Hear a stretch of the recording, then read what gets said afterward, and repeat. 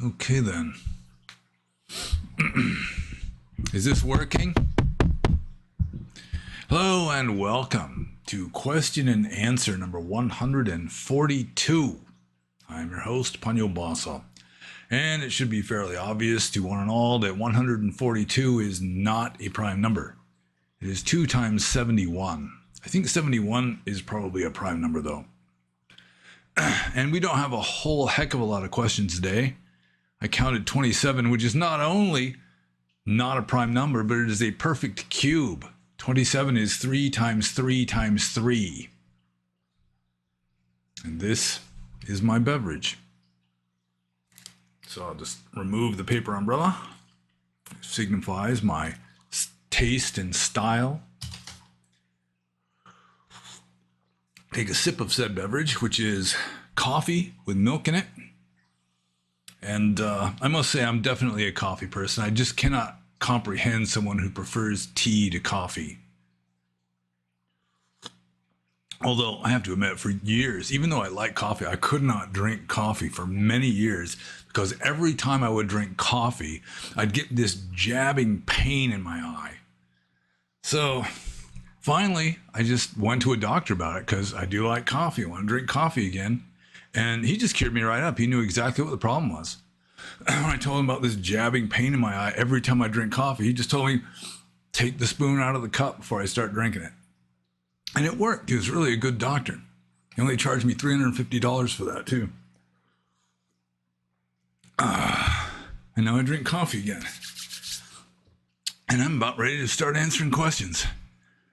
Let's see here. So let's just do it. Let's just wade into this, even though I've got like stray hairs sticking out of this braided beard. It's just now getting long enough to braid. Let's see. Yeah, I think it's just going to be futile trying to do any arrangements there. So, first question is from Jeffrey. And Jeffrey says, have you ever seen the Buddhist flat earth map? I think it was published in a Hawaiian newspaper in the 1950s. I've seen Flat Earth Dave show it and the lands beyond the ice walls. Well, if there's ice walls, then it's not really a Buddhist flat earth map. It's not a Theravada Buddhist flat earth map. If you had a Theravada Buddhist flat earth map, first of all, you'd have Mount Meru in the center. It would be a disc. Mount Meru would be in the center, 10 million miles high. Then you'd have like concentric mountain ranges spreading out from the center.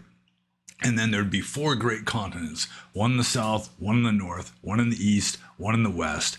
And humans, for the most part, are living on the southern continent. And then there'd be some islands too, surrounded by ocean. And then you'd have this, it's like a stone wall that goes around the outskirts of this ocean that holds the water in. And that would be about it. India would be the southern continent south of the great mountain ranges, which would be the Himalaya mountains. And the ancient Indian Buddhists were pretty much ignorant of anything extending beyond India, plus maybe like Persia, kind of to the northwest. Maybe they'd know something about, islands like, Indonesia. Certainly they knew about Sri Lanka. But there probably would have been limited knowledge even of Southeast Asia and Europe. Shortly after the Buddhist time, within a couple hundred years of the Buddhist time, they became aware of Greeks, largely because of Alexander the Great conquering northwestern India. But any map of the earth that an early Indian Buddhist would have attempted to draw would have been just woefully inaccurate by modern standards. And it may be some kind of Mahayana Buddhism that came up with a new Buddhist flat earth, incorporating modern knowledge of all the continents and the islands and so forth. But it would not be orthodox. So I'm just going to move on to Jeffrey's second question. can monks astral project to see these sort of things? So seeing like what lies beyond the ice walls or something. Astral projection isn't so much of a thing. I mean, you can, in a way you can. I mean, like there's stories of like Mahamoggallana and the Buddha himself who would project themselves up into heaven realms and speak with the deities there, that kind of thing. So you could project yourself in that manner. But for the most part, I think they would just use the dibachaku or clairvoyance in order to see things that are far away without having to like project their body over there. There's not much talk about an astral body in like Buddhism. Certainly in the early Theravada Buddhist texts, there's no mention, or such little mention that I don't recall it, of like an astral body. That thing's kind of bothering me there. Of, you know, like you have this body that is the body that is like acting in dreams and so forth. You know, the one that's sort of doing the like what do you call it, the transition from one body to the next, you know, it doesn't work that way in early Indian Buddhism, especially in Theravada Buddhism. So yeah, I mean, I think I read this really bizarre description of the flat earth by, I think his name was Venerable Odamasara in Burma, who was talking about, you know, the continents and the beings that live on the different continents and so forth. And he was saying that monks can use their psychic powers to see this stuff. And then I mean, you don't have any doubts, because of course everyone can differentiate between like vivid imagination when in a hypnotic state and actually seeing something. Sarcasm. So yeah, I mean, monks have done the Theravada Buddhist equivalent of astral projection, or just remote viewing, you know, like clairvoyance, to see this sort of thing, although how they can see it is questionable, because I mean, you can't get there with airplanes and so forth. I remember when I was a young monk, I was ordained with an Argentinian monk who I think is still in robes. And he was very, very much into a very Burmese point of view with regard to Buddhism, more so than me. I was kind of more Western in my approach than him. More just like critical thinking and skepticism and so forth. And he was saying that the reason why we can't see Mount Meru, this 10 million mile high mountain, is because it is made of subtle matter, you know, like the bodies of Brahma beings and so forth.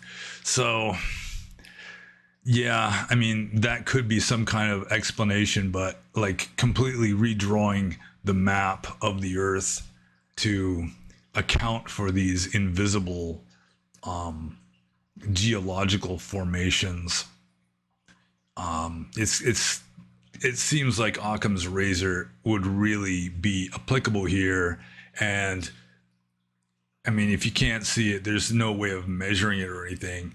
You know, you just learn about it in an ancient book with a lot of mythological elements to it, then probably it would behove you not to take it too seriously.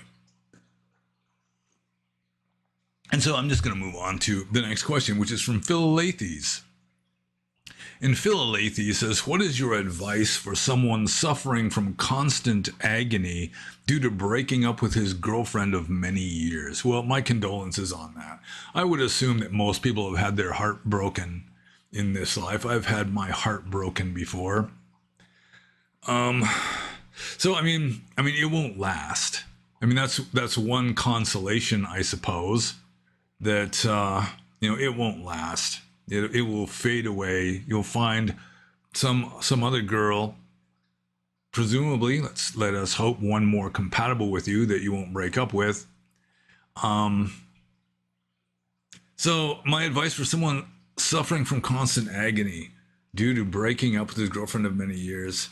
Well, I mean, it's like it all has to balance out. All the pluses and minuses have to balance out. The pleasures and pains have to balance out. So in a way, you're paying your dues for excess of pleasure with this biological mate, this girlfriend. That's a philosophical way of looking at it. I mean, it's not going to help you not suffer. I mean, the only time is going to heal that. But it's like I do say sometimes, it all has to balance out in the long run. So if you're going to like wallow in sensual pleasure, or you're going to, indulge in sensual pleasure, then you have to be willing, or you should be willing, to accept its opposite when it eventually hits you. So that's one of the main reasons why monks avoid pleasure is just because, they want sort of an even playing field. They don't want the roller coaster ride of up and down ecstasy, misery, ecstasy, misery. Everything adds up to zero. So instead of the up and down roller coaster ride, they just have, just flat calm. No stormy seas, just flat calm. Ideally, it doesn't work out that way in real life very often. But relatively speaking, a monk who is meditating alone in a forest is going to have he's going to have less of a roller coaster ride. He's going to have less stormy seas. They're still going to happen sometimes, but not to the extent of a layperson indulging in sensual pleasure, just enjoying the pleasures of the senses. So, your advice for someone suffering from constant agony, I mean, just be patient. Try not to add to it through like negative mental states. I was talking about this in the previous Q&A, where if you're in a bad situation, the best thing you can do is make peace with that situation. Wish her well on her journey through life, and just, the pain that you experience, just, experience it philosophically as much as you can, and just get on with your life, continue with your life. Because any kind of aversion, any kind of like friction, resistance, struggling against the way things are, it just makes more karma, which increases the stuff that you want to struggle against. So it's like friction, putting up blocks is one of the main reasons why we're creating more karma and just getting stuck in this endless cycle. J. Krishnamurti had a lot to say about that. Just friction is one of the main problems humans have. Just like resistance against the way things are. So, I mean, you'll still suffer, but I mean, it does fade out. Anyone who's had their heart broken can tell you that it doesn't last forever. And, good fortune to you in the future, and maybe things will work out better next time. But remember, I mean, if you pursue pleasures and avoid pains, those pains are going to build up, and then they're just going to overwhelm you with this, like a bursting dam, sooner or later. So you're better off just accepting pains as they come with a certain ascetic patience, rather than trying to avoid them, hold them at bay, because the pleasures you experience are going to have their equal and opposite reaction, so to speak, sooner or later. So you might as well just let it happen at a trickle, instead of letting it build up and build up and build up until the dam bursts and you are inundated in a flood. So I'm just going to move on to Phil Lathy's next question, which is, does sending or beaming metta to people seriously have real-world effects, in your opinion, of course? Well, it turns out that same Venerable U Odamathara, I think it's Odamathara, he taught the pebble method of sending metta, and it's in one of my Dhamma books. I think it's Buddhist Ethics, Buddhist Practice, using the pebble method of sending metta. And there were some testimonies of people who used this way of sending metta to people that, I mean, it really had an effect on the other person. If you are beaming love at somebody, I mean, you're not letting them know that you're doing it at all. And it could be somebody who's just been really a bothersome person. You're just sending metta at them. That it can change. There is a certain empathy and even sort of subliminal telepathy that humans have. And so sending metta, it really can have an effect on other people. I remember my preceptor didn't like me very much. I was like this wild Western barbarian, and I was just like a loose cannon. He didn't like Westerners very much.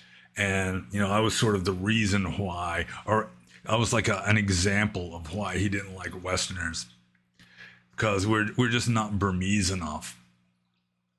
And then one day I just felt like this warm, glowy feeling in my heart with sort of, it was sort of associated with my preceptor. And I didn't know why it was, because generally he pretty obviously didn't like me. But it turned out that at that same time, he was in the meditation hall with a group of lay people, I think. And they were all doing metta meditation. And so it just happened that while they were sending metta meditation, I just got like this warm, glowy, happy feeling in my chest. But it does have an effect. It certainly can. So I guess I'm just going to move on to the next question, also from Philolathes. In the meditation you mentioned, if someone is already capable of gear 3 or is attempting gear 3, then are gear 1 and 2 even of any use? Well, if you can consistently meditate in third gear, and I talked about this in the previous Q&A, how when I was a monk living in a cave doing intensive practice, I had like 4 gears, like 4 different kinds of meditation, depending on the state my mind happened to be in. Like first gear was just grinding away at the absolute basics. That was like desperation. I didn't do it very often. Second gear was anapana, meditation on the touch sensation of the air going in and out the nostrils. And third gear it's essentially the kind of meditation taught by the enlightened child novice to Potila in a story of the Dhammapada commentary, where, according to the simile or the metaphor taught by this enlightened child novice, you've got a termite mound with 6 holes in it, and there's a lizard hiding inside that termite mound. You want to catch that lizard. So what you do, you block off 5 of the holes, and then you watch that 6th hole very carefully so that when the lizard starts to come out, you can grab it. And that's essentially third gear meditation, where you're sort of shut down the 5 senses, the standard 5 senses, but the 6th sense, the mind, you watch that carefully. You're sitting there motionless with your eyes closed in a quiet place, not a lot of sensory stimulation, and then you just watch your mind and try to catch any thought that arises. And you find that when you're watching your mind intently, wanting to catch any thought as it arises, it to some degree prohibits thought, or at least it retards thought, so to speak. It makes thoughts less likely to arise. So if you're capable of doing that, I think in Zen that might be called shikantaza. But if you're capable of doing that, then you don't need to do like breathing in, breathing out, the touch sensation of the nostrils, or my first gear, the primary object was the touching of my thumbs when I would be sitting there.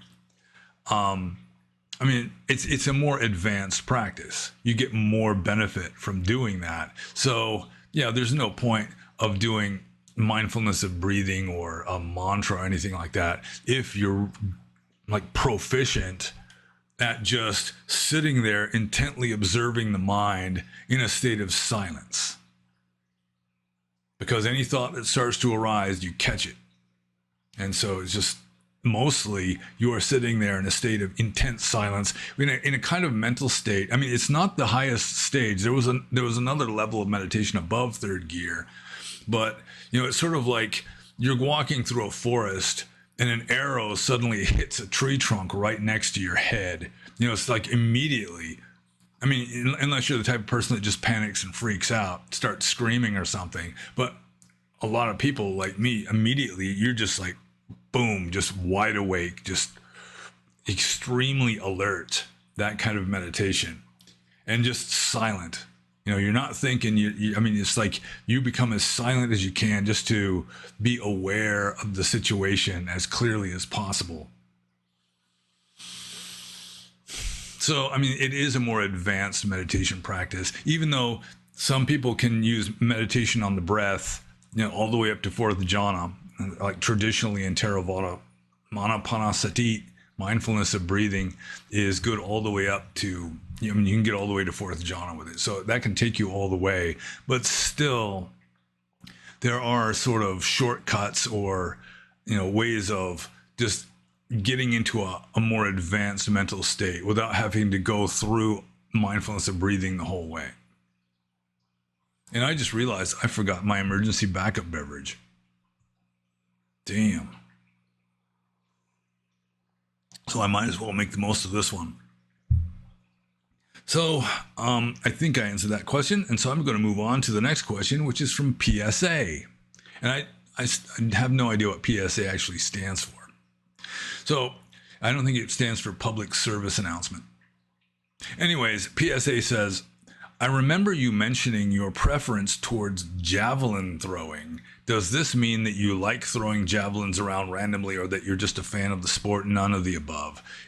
There was a list of sports that I would prefer to watch.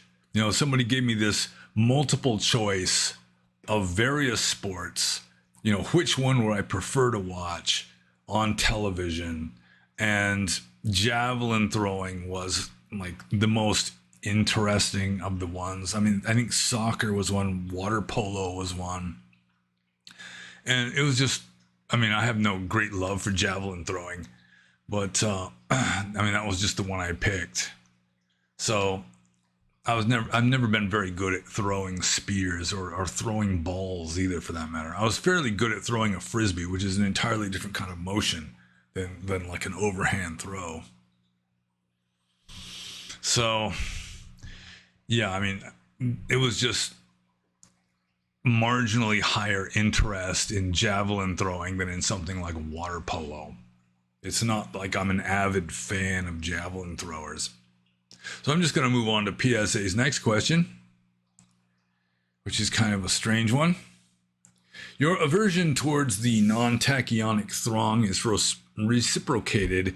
Consequently, would you characterize your operational interfacing with hydraulic-powered counterbalanced load transference mechanized doodads as a source of intrinsic occupational unflinching fulfillment, or does the quotidian manipulation of palletized mass within a spatially constrained industrial ecosystem filled with furious girthy blobs of redundant protoplasm elicit a more Sisyphean affective response with your professional psyche, within your professional psyche? I mean, it should be fairly obvious that, I mean, I have no great vocation for operating a forklift. It was not like something that I was born with this already moving in the direction of, you know, I just want to drive a forklift.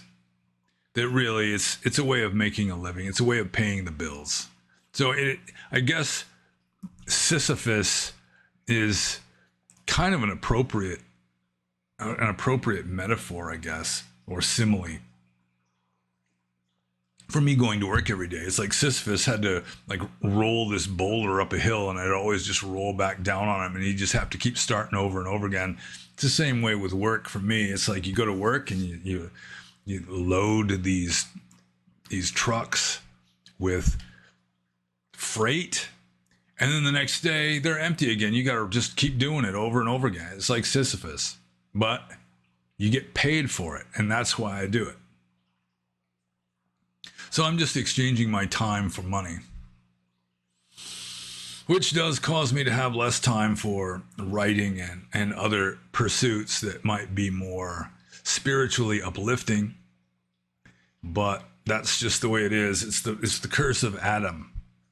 Adam and Eve ate the fruit, and so because of that, we all have to earn our bread by the sweat of our brow. And so I'm just going to move on to the next question. This is from Romeo. And Romeo says, my aunt, a lapsed Catholic, is in her 80s and increasingly in failing health. While she isn't totally on the way out as of yet, she is rapidly trying to come to terms with end-of-life issues, regrets from looking back at her life, doubts that there is anything beyond this life, chronic illness and physical pain, etc. Any thoughts on facing old age and death in as mindful and skillful a way as possible? Well, it's going to depend a lot on the mental states of the person in question. Like if they're open-minded, then, you know, having them read or listen to like the Tibetan Book of the Dead, I mean, that could actually be very useful because it's going to like tell you what to expect after you die and like appropriate actions. You know, you find yourself in the bright light, you should stay in the bright light as long as you can because it has a purifying effect. But almost everybody eventually starts to panic because they feel like they're just dissolving into the light, and so they'll leave the light. And then, you know, when you see all these beings, you know, like in the near-death experience, almost always there's some kind of guide and you're seeing other beings in some kind of heaven realm that the Tibetan Book of the Dead teaches you to remind yourself, this is all an illusion. This is all mind generated. So, I mean, if she's not interested in the Tibetan Book of the Dead, just near-death experiences. If you could watch YouTube videos on near-death experiences. But really, I'm not exactly sure what kind of an attitude she has. If she's a lapsed Catholic, it might mean that she's just not religious at all anymore. Which, I mean, it would make things more difficult. If she's not open-minded, then there's really not much you can say other than, I mean, why be afraid of death when, I mean, you don't look back at before you were born with horror. You know, it's like, realistically, like what happens to you after you die is going to be essentially the same as what happened to you before you were born. So if what happened to you before you were born doesn't seem scary to you at all, then what happens to you after you die shouldn't be particularly scary either. So let's see, she's rapidly trying to come to terms with the end of life issues, like regrets from looking back at her life. Well, I mean, that is one of the most important teachings of Buddhism, is that regret is always bad. You're making bad karma. It's an unskillful mental state. No regrets. I mean, you can acknowledge you did something wrong, you know, determine you're going to try to do better in future. That's 100% fine. You can try to make amends for any wrong that you did to somebody. Fine. But like having a guilty conscience and regret and remorse, it just makes things worse. You know, it's more friction against the way things are. And wanting to change the past is just silly. So let's see. Another one is doubts that there is anything beyond this life. Well, I mean, studying up a little on near-death experiences might help with that, or like Ian Stevenson's books on like empirical evidence suggestive of reincarnation, that kind of thing. I mean, that could be helpful. See, chronic illness and physical pain, that's something that is less philosophical. That's something that pretty much everybody has to experience at some point. Yeah, and I mean, just mindfulness meditation can help. But again, I do not know how open-minded or liberal in her views the little old lady happens to be. My grandmother was just a fire and brimstone Seventh-day Adventist Christian who eventually, when she was like in her 80s or maybe even early 90s, she lived to be fairly old. She became angry at God because she was this old lady, you know, it's like her family, like her husband was long gone. Most of her friends were already passed away, and God would not take her. I mean, it's like she wanted, you know, she'd had enough of this world. She wanted to move on to the next, and God just wouldn't do it for her until finally she in a way, she lost her faith in her old age, in her 90s, which is not good. And I mean, I wasn't around at the time. I think I was a monk, or I mean, she lived in Georgia. I grew up in the Pacific Northwest and then moved to Burma, and I hadn't seen her since I was a little kid. So I mean, I couldn't really help her with regard to much of anything. So yeah, the chronic illness and physical pain. I mean, there are, meditations, mindfulness meditation. That's, I mean, it's just taken right out of Theravada Buddhist texts like Satipatthana Sutta, and has been converted into meditation to teach like terminally ill patients or people with like chronic pain because of like burns or that kind of thing. It's taught in hospitals. So, I mean, that sort of thing could possibly be of help to her, and it could also teach her some Dhamma indirectly through mindfulness. Also, I mean, if she was like really radical, like an old hippie chick, I mean, you might even suggest psychedelics. I remember reading in an old Ram Dass book that his stepmother, I think, was dying of cancer, and she was like in chronic pain. Sometimes she'd just be like literally on the hospital bed, just writhing in agony from this pain. And he slipped her some acid once. And at one point, I mean, she's still like writhing and gasping, but then she just says something like, I know my body is like this, but it's such a miracle. It's also beautiful, this kind of thing. So, I mean, somebody who's receptive to that kind of approach, I mean, they can get some valuable insights that can be life-changing right at the end, which is, I mean, certainly it's never too late to have a life-changing realization. Some people apparently, allegedly, get enlightened right at the moment of death. I think it was Ramana Maharshi used to say that is like a golden opportunity for a lot of people, that they couldn't get enlightened while they were alive, but just the last conscious moment, some people, they just let go and they can become enlightened at the last minute.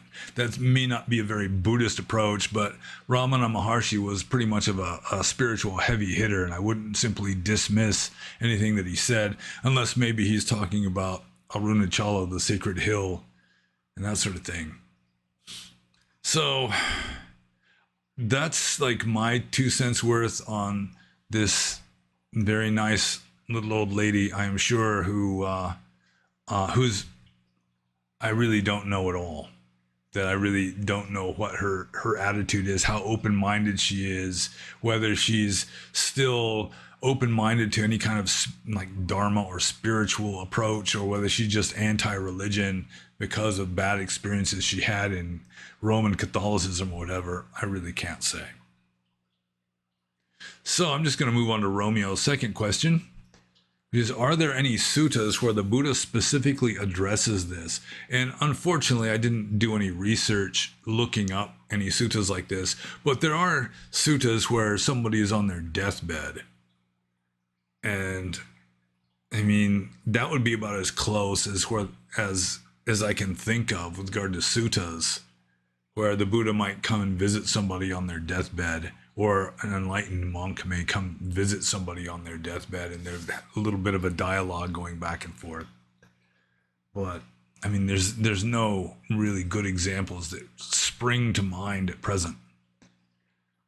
But I mean, there are also suttas discussing, how do I can't even say how do I say this.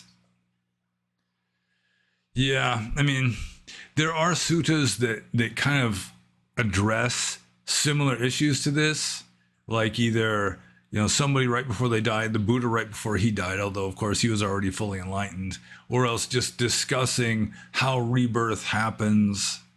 It's like what your mental states before death have as an effect on, like your trajectory, your vector after death, that kind of thing. But I can't think of any names. I couldn't really point out any particular sutta. Some scholar Seattle in Burma would probably be able to present you with a list, but my mind doesn't work that way.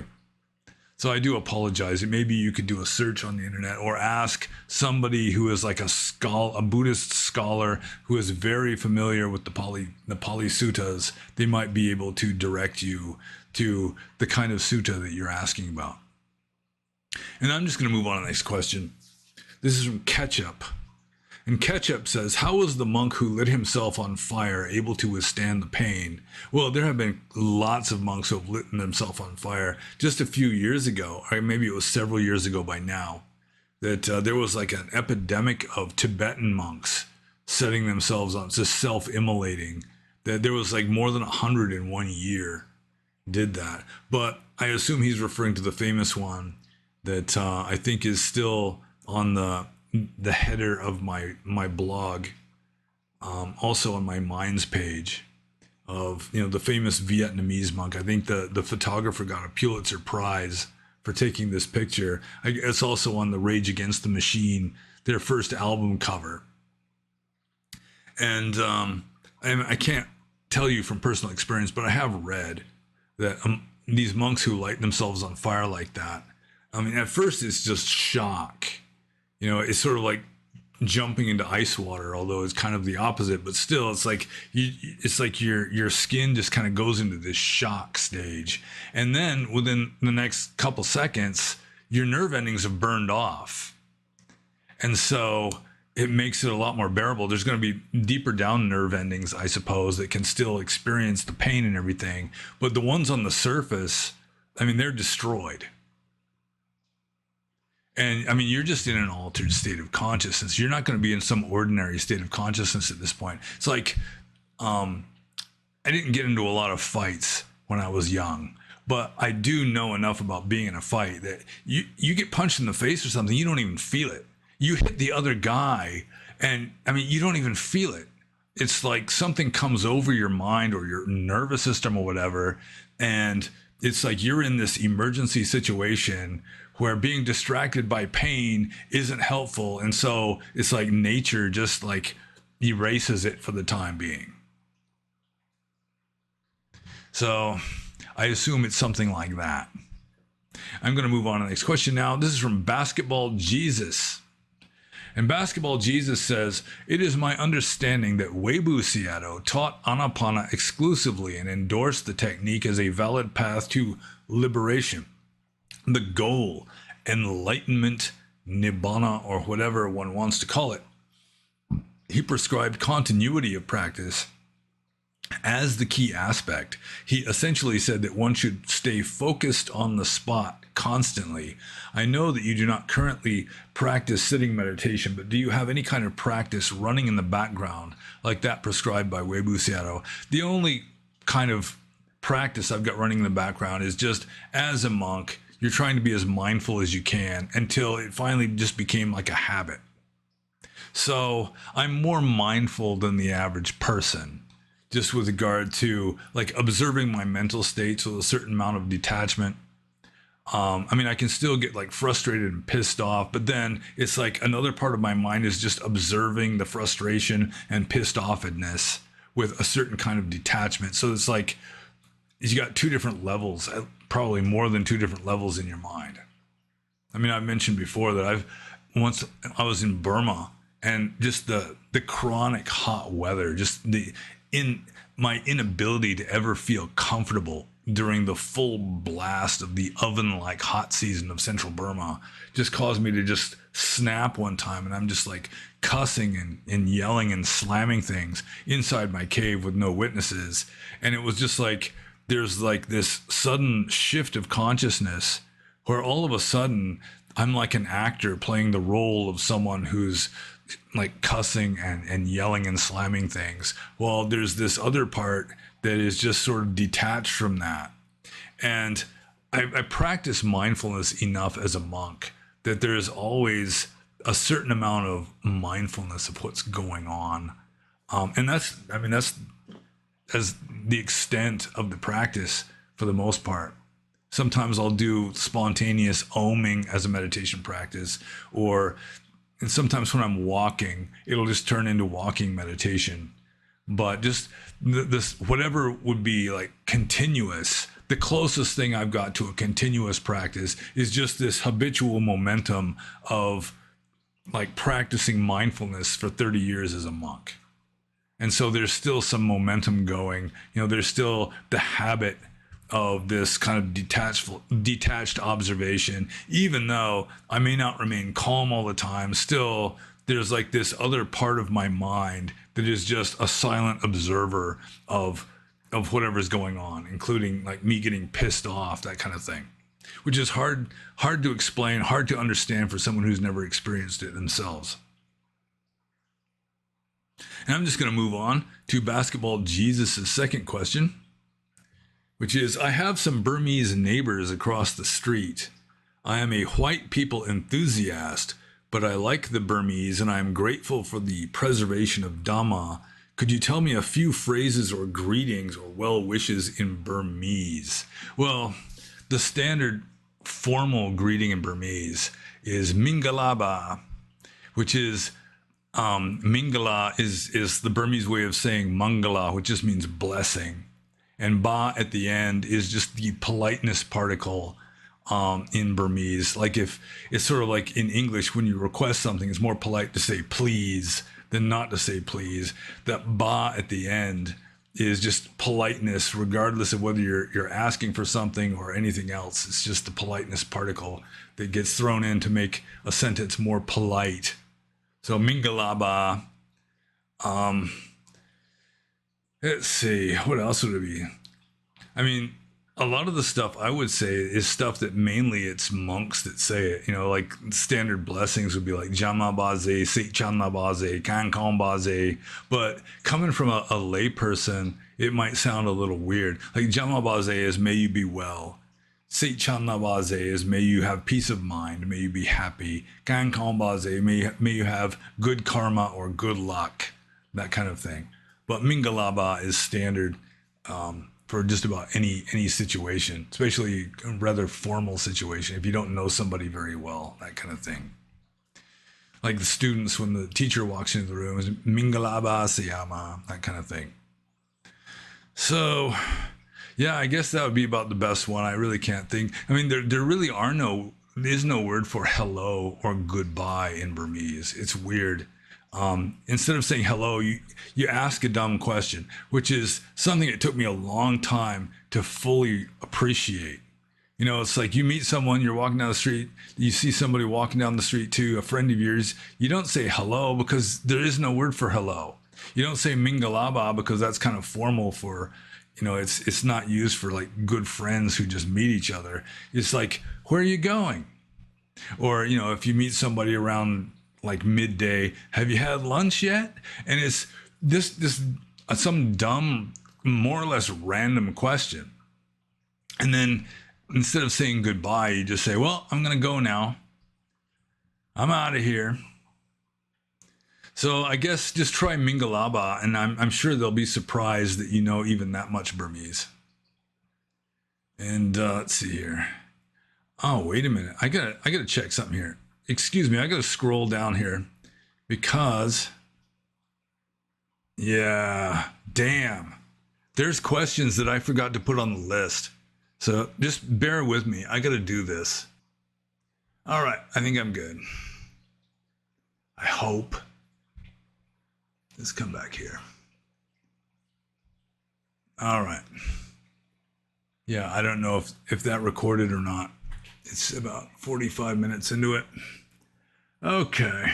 Yeah, what happened was I forgot to cut and paste, compile the questions from the Discord server, or completely do it before I started doing this. I got distracted and it didn't fully happen. And here I am, not being fully prepared. Okay. So let's see here. We got to scroll all the way back up. Okay. So now back to Basketball Jesus. His third question. And I do hope this is working. Yeah, it says it's still recording. So Basketball Jesus says, did you have a favorite villager who gave you the best alms food while you were a monk? Well, I mean, I moved around when I was a monk. And so there would be people giving the best alms food, like different people giving the best alms food in different places. And then there was one place when I lived out in the national park, Alando Kazapa National Park. Nobody gave good food. I always got really skinny when I lived there. It was awful. There was just hillbillies who would just eat anything. I got lots of frog eggs and lizard tails and stuff in my food that time and when I was living there. Also, just during the rainy season, it was like flavorless wild mushrooms and bamboo shoots. It's just like everybody was giving it to me and it was awful. I learned how to hate bamboo shoots living there. So did I have a favorite villager who gave the best alms food when I was a monk? Well, yeah, in different places. Yeah, like around the town of Wanduen, there was my Pisile Ba de Gama lived there. And in the recent earthquake, her school, she was a school teacher, her school just completely collapsed. I don't think anybody was inside the building at the time, which is good. But we were gonna, my woman and I were gonna send money to try to help them, and it's so hard. It's so many difficulties trying to get money to the people who need it there, because of course the government wants all the American dollars, and also it's like there's a civil war going on, and people don't want to go there to for any reason really. So anyways, in a moment of weakness, I told her about peanut butter, because peanut butter is unknown in much of Burma. She was very skeptical. She thought if you grind up peanuts, you're just going to get peanut flour. And then she came back after, commanding a servant to make peanut butter in a mortar and pestle. She was wide-eyed with wonder, saying, you were right. It's like that. It's not peanut flour at all. And also,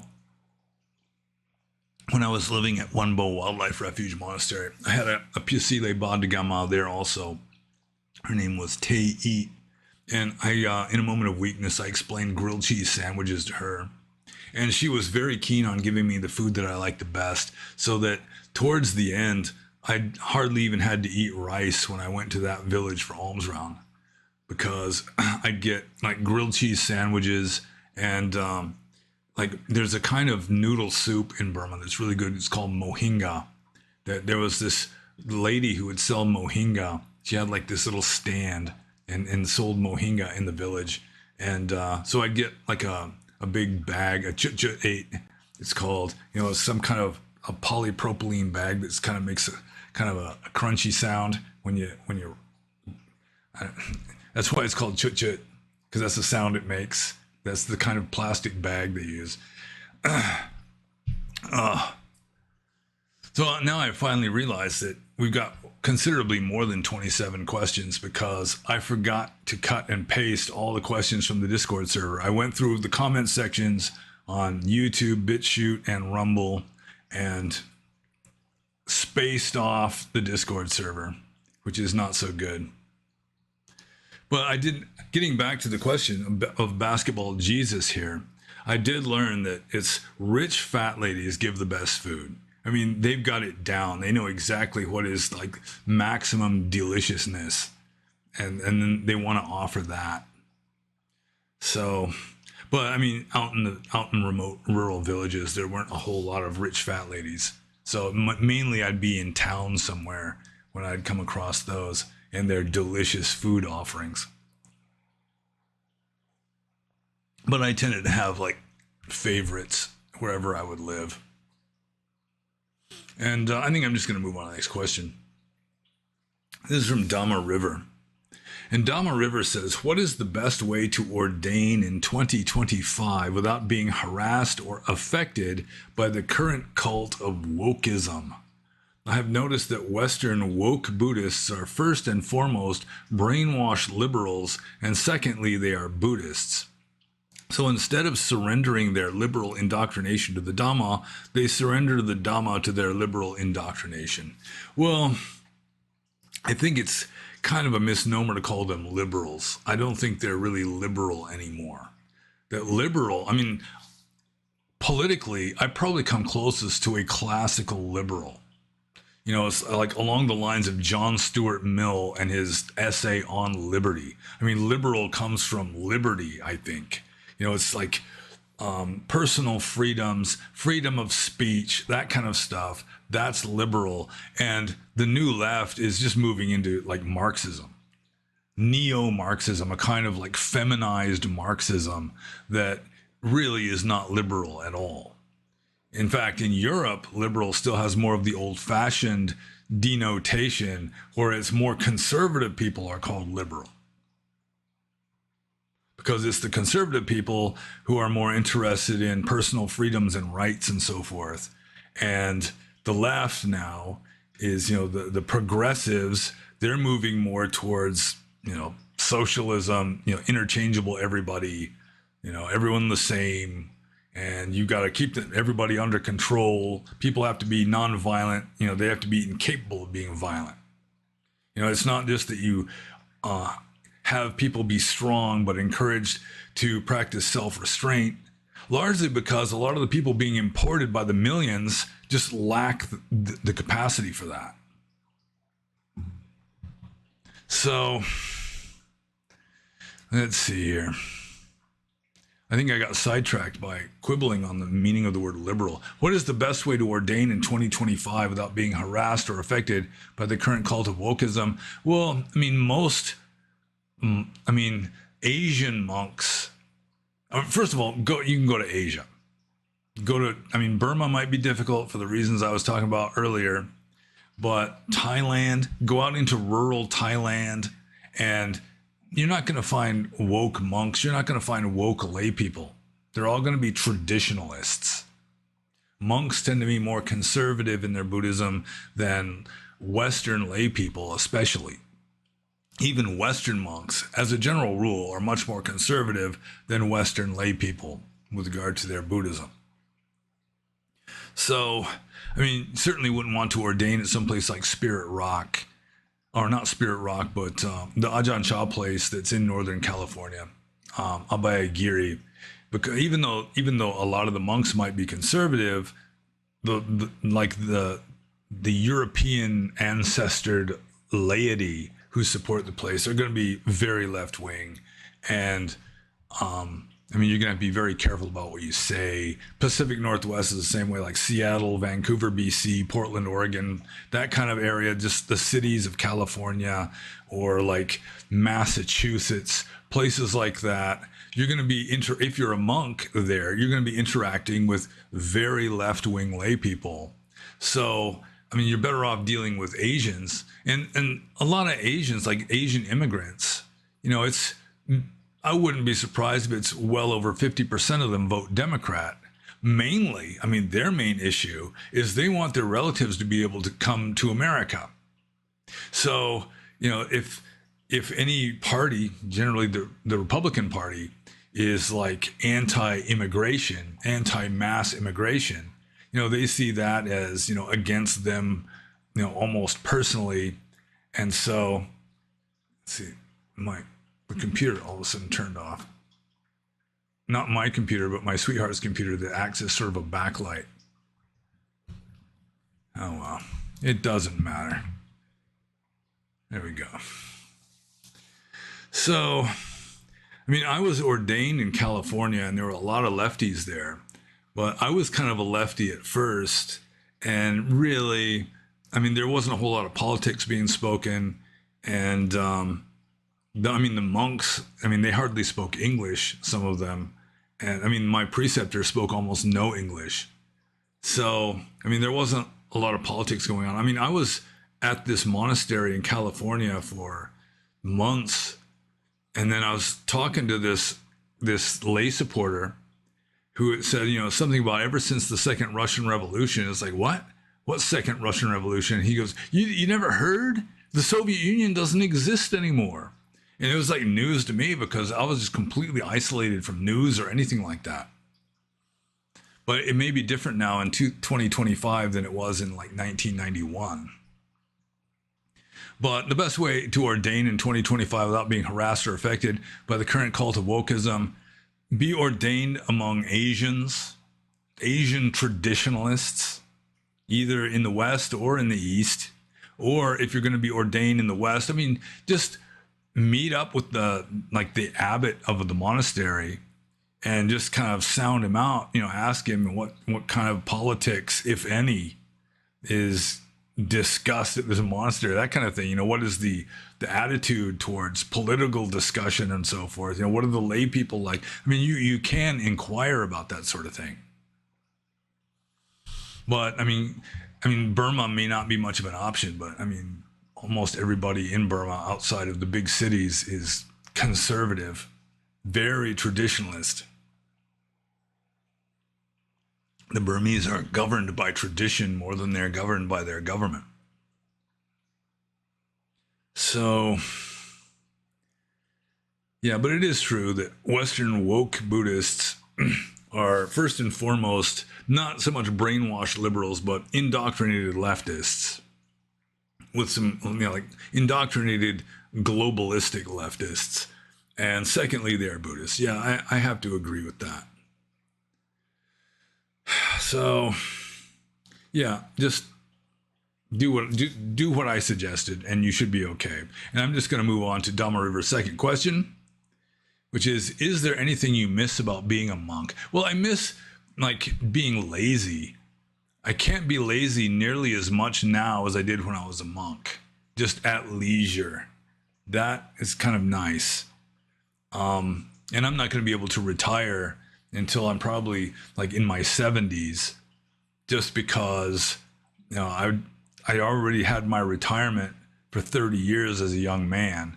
And so just to make sure I have enough money in a 401k, enough hours in even to get Social Security, that sort of thing, I got to work hard as an older man, which is what it is. I'm not complaining. It keeps me active and relatively healthy anyway. And another thing I miss about being a monk is ein miaon, which are the little wall geckos. I really miss the wall geckos in Burma. Something I miss about being in Burma more than I miss about being a monk, though, even though the whole time I was in Burma, I was a monk. So, kind of miss having the time to write a lot. And I'm just kind of at an impasse with regard to my writing, which is involved in a question coming up about my upcoming book, but I'll get to that later. And for now, I'm just going to move on to the next question. This is from Rui. And Rui says, do you think the mind abhors infinite regression, like the infinite regression implied in a moment of consciousness can only come from another moment of consciousness, and thus is naturally drawn toward more alpha and omega type explanations of existence? I'm not so sure if the mind abhors infinite regression. It's just that the mind cannot deal with it. The conceptual thinking mind cannot grasp infinity. It just can't. It won't. It never will. I mean, you can sort of turn infinity into a finite concept, like some mathematicians do for various reasons. But still, it's not really infinity. I mean, you can't deal with something that is formless or endless. Infinity, you cannot grasp it conceptually. A thinking mind cannot contain infinity, except, to say that, it's like even an orange, theoretically it could be divided up into an infinitely high number of parts or some such, it's just something like that, is that even an infinity in a grain of sand kind of a thing. But as a general rule, infinity is, it's, what's the word? A paradox. It's the mind cannot grasp infinity, and people feel uncomfortable if they can't grasp something. If they can't understand it, It just makes them kind of feel vaguely uncomfortable, if not terrified. And so they prefer, as a general rule, it's human nature, you prefer some simple explanation to some ungraspable infinite explanation. So hence alpha and omega type explanations of existence, that there's like this beginning and there's going to be an end, because once you get endless, I mean, it's just the mind cannot grasp it. And I'm just going to move on to the next question. This is from Alex. And Alex says, I would like to ask you some questions about the so-called synchronicities. It has been years that something very strange is happening to me.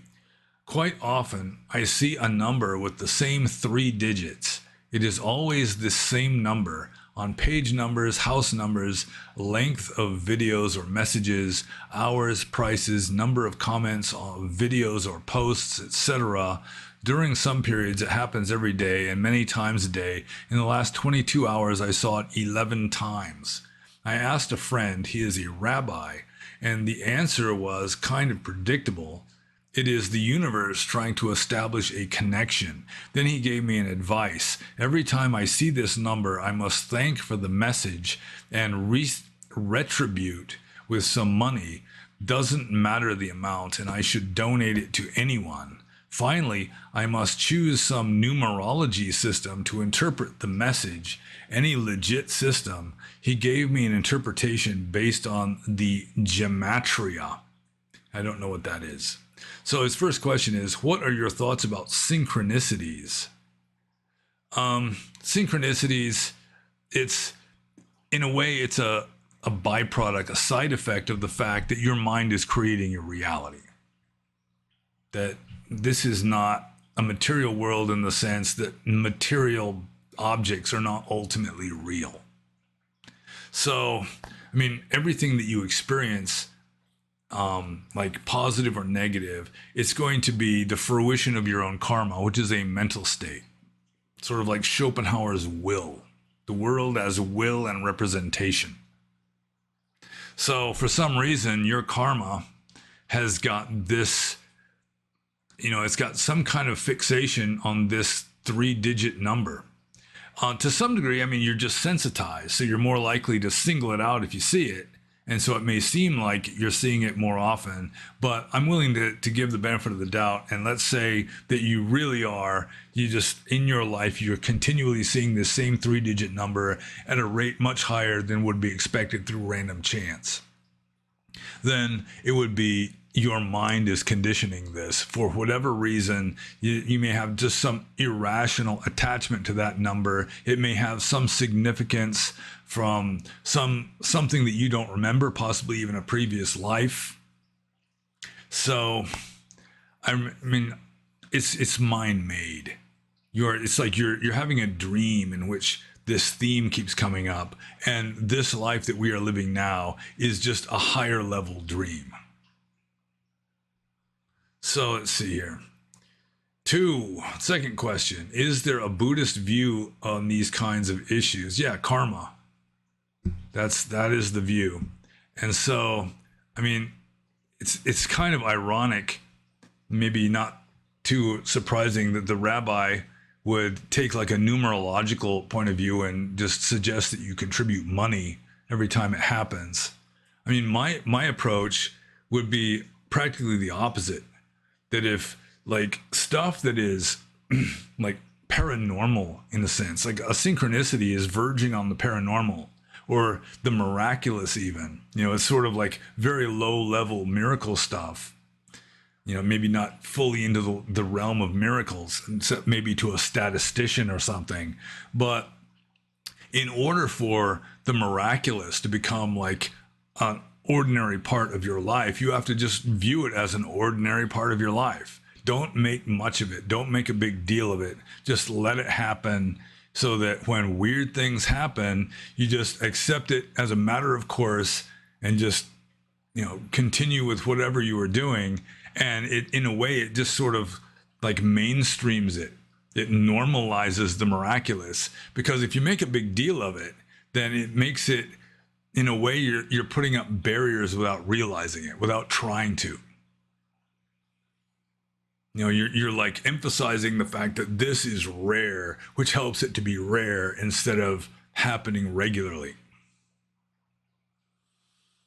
So whether, I mean, what's the rabbi says the universe is trying to establish a connection. I think it's just maybe that your own subconscious mind is trying to communicate something to you. Maybe it's just some important number from a previous existence or some such that has just made a deep impression on you, so that maybe it's not even really trying to communicate anything. It's just that you're just having like these aftershocks, you know, just for whatever reason. So I hope I kind of answered those questions, because I'm moving on to the next one. And this is from Rybalder. And Rybalder says, was Wa a drug manufacturing breakaway communist state when you were in Burma? Well, whether it was communistic or not, I don't know. But the Wa are a kind of tribe, an ethnicity living in the Golden Triangle, which is on the border of Burma, Thailand, and I think Cambodia or Laos is the third country. But there's where those three countries come together, it's called the Golden Triangle, and a lot of opium poppies are grown there. The economy there is largely based on black market opium sales. And this ethnicity called the Wa, which I think also live in Thailand, you know, it's like an insurgent zone that I could never go to that area in Burma when I was in Burma, because that is a black zone. It's not under control of the government. And there are quite a few of those in Burma. There are insurgent zones all over Burma, especially in the non-Burmese fringes of the country, like the frontiers. You know, the heartland, the Burmese heartland, where the people are ethnic Burmese mostly. It's not so bad. You could pretty much travel freely through those areas, or at least when I was living there, you could. But when you get into like the ethnic states, Kachin state, or Shan state, or Karen state, or Kaya state, you get like insurgent zones where the government is not in complete control. It might not be in control at all. And you've got like these juntas or cartels that are running it. And those are off limits. I went to a few brown zones. In Burma, when I was there, you had like three different kinds of zones. You had the white zones where people can go freely, you know, tourists, foreigners can go there. Brown zones, you'd have to have a permit. Like Southern Mon State at the time was a brown zone. I went there once. I had to get a permit from the government. And then you got the black zones that are just off limits because, you know, a foreigner can just get kidnapped and held for ransom or just shot dead as a political statement or whatever. So, yeah, the Wa was an insurgent zone in the Golden Triangle when I was there, and apparently it's still there. And I'm going to move on to the next question. This is from Rourke. And Rourke says, do you have any Buddhist movie or TV recommendations, preferably non-English? I really enjoyed The Believers. I would also take Southeast Asian movie recommendations in general. Well, I mean, I don't think you'd want to watch Burmese movies. Burmese movies are pretty bad. I watched my fair share of Burmese movies while riding on Burmese buses that usually have a TV set above where the driver is driving, and monks sit way up front. So it's like the TV screen is right there. And yeah, Burmese movies were pretty awful. I mean, mostly they're like these sappy tearjerker romance movies where you've got the young man, you've got a poor young man falls in love with a rich young woman, and the rich young woman's parents, her father especially, are just vehemently opposed to her loving this low status male that he's already got her set up with this asshole of a rich kid. And so the young guy and the low status young man and the high status young woman elope together. They run off together. They're deliriously happy for a few weeks until hired thugs or her elder brothers come find them and just beat the shit out of the guy and take the girl back. And so then what happens is the young man of low status drinks himself into oblivion, usually drinking Johnny Walker Red Label. I have no idea why. And then the young woman, she boo-hoos for a few weeks and then marries the rich guy. And I mean, that's half of Burmese movies, it seems like, or at least back when I was watching them. And the comedies are even worse. So, do I have any Buddhist TV? Or, I mean, the only Buddhist TV show I can even think of would be the old Kung Fu show with David Carradine. That's the only one I can even think of. I can't, in Buddhist movies, I like explicitly Buddhist movies. I mean, there's Little Buddha, but I was not impressed by that movie at all. So, I mean, the best Buddhist movies would be like crypto Buddhist movies, where most of the people that watch the movie don't even realize that it has Buddhist themes. So, I mean, with regard to that kind of Buddhist movie, Avalon, which is technically non-English, it was directed by a Japanese person, and it's filmed in Poland with Polish actors, spoken in Polish. So Avalon, it is a Buddhist movie. It's kind of about the 31 planes of existence and the nature of reality and that sort of thing. Also, it's a science fiction movie, which makes it even better. Or Tarkovsky's Stalker. I mean, that has Buddhist themes to it. I mean, the director Tarkovsky himself said that, with regard to its message, it looks to the East. It's about how your mind is creating your reality. I mean, that's like the deep philosophical theme of the movie Stalker, which is in Russian.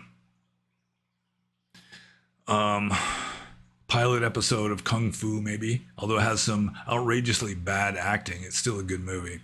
I mean, even like The Matrix, all that's in English. But, I mean, you got the little bald monk kid saying, "There is no spoon." That's Buddhist. Maybe even Ingmar Bergman's Persona, which is originally in Swedish, which is also kind of about the relativity of reality.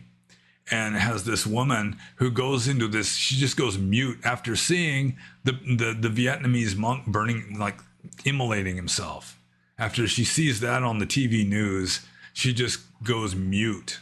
And then she has this nurse who's taking care of her, who is like sort of like an alter ego kind of a thing. It becomes very hard to understand till when you get to the end of the movie, you're thinking, what the hell did I just watch? What did that mean?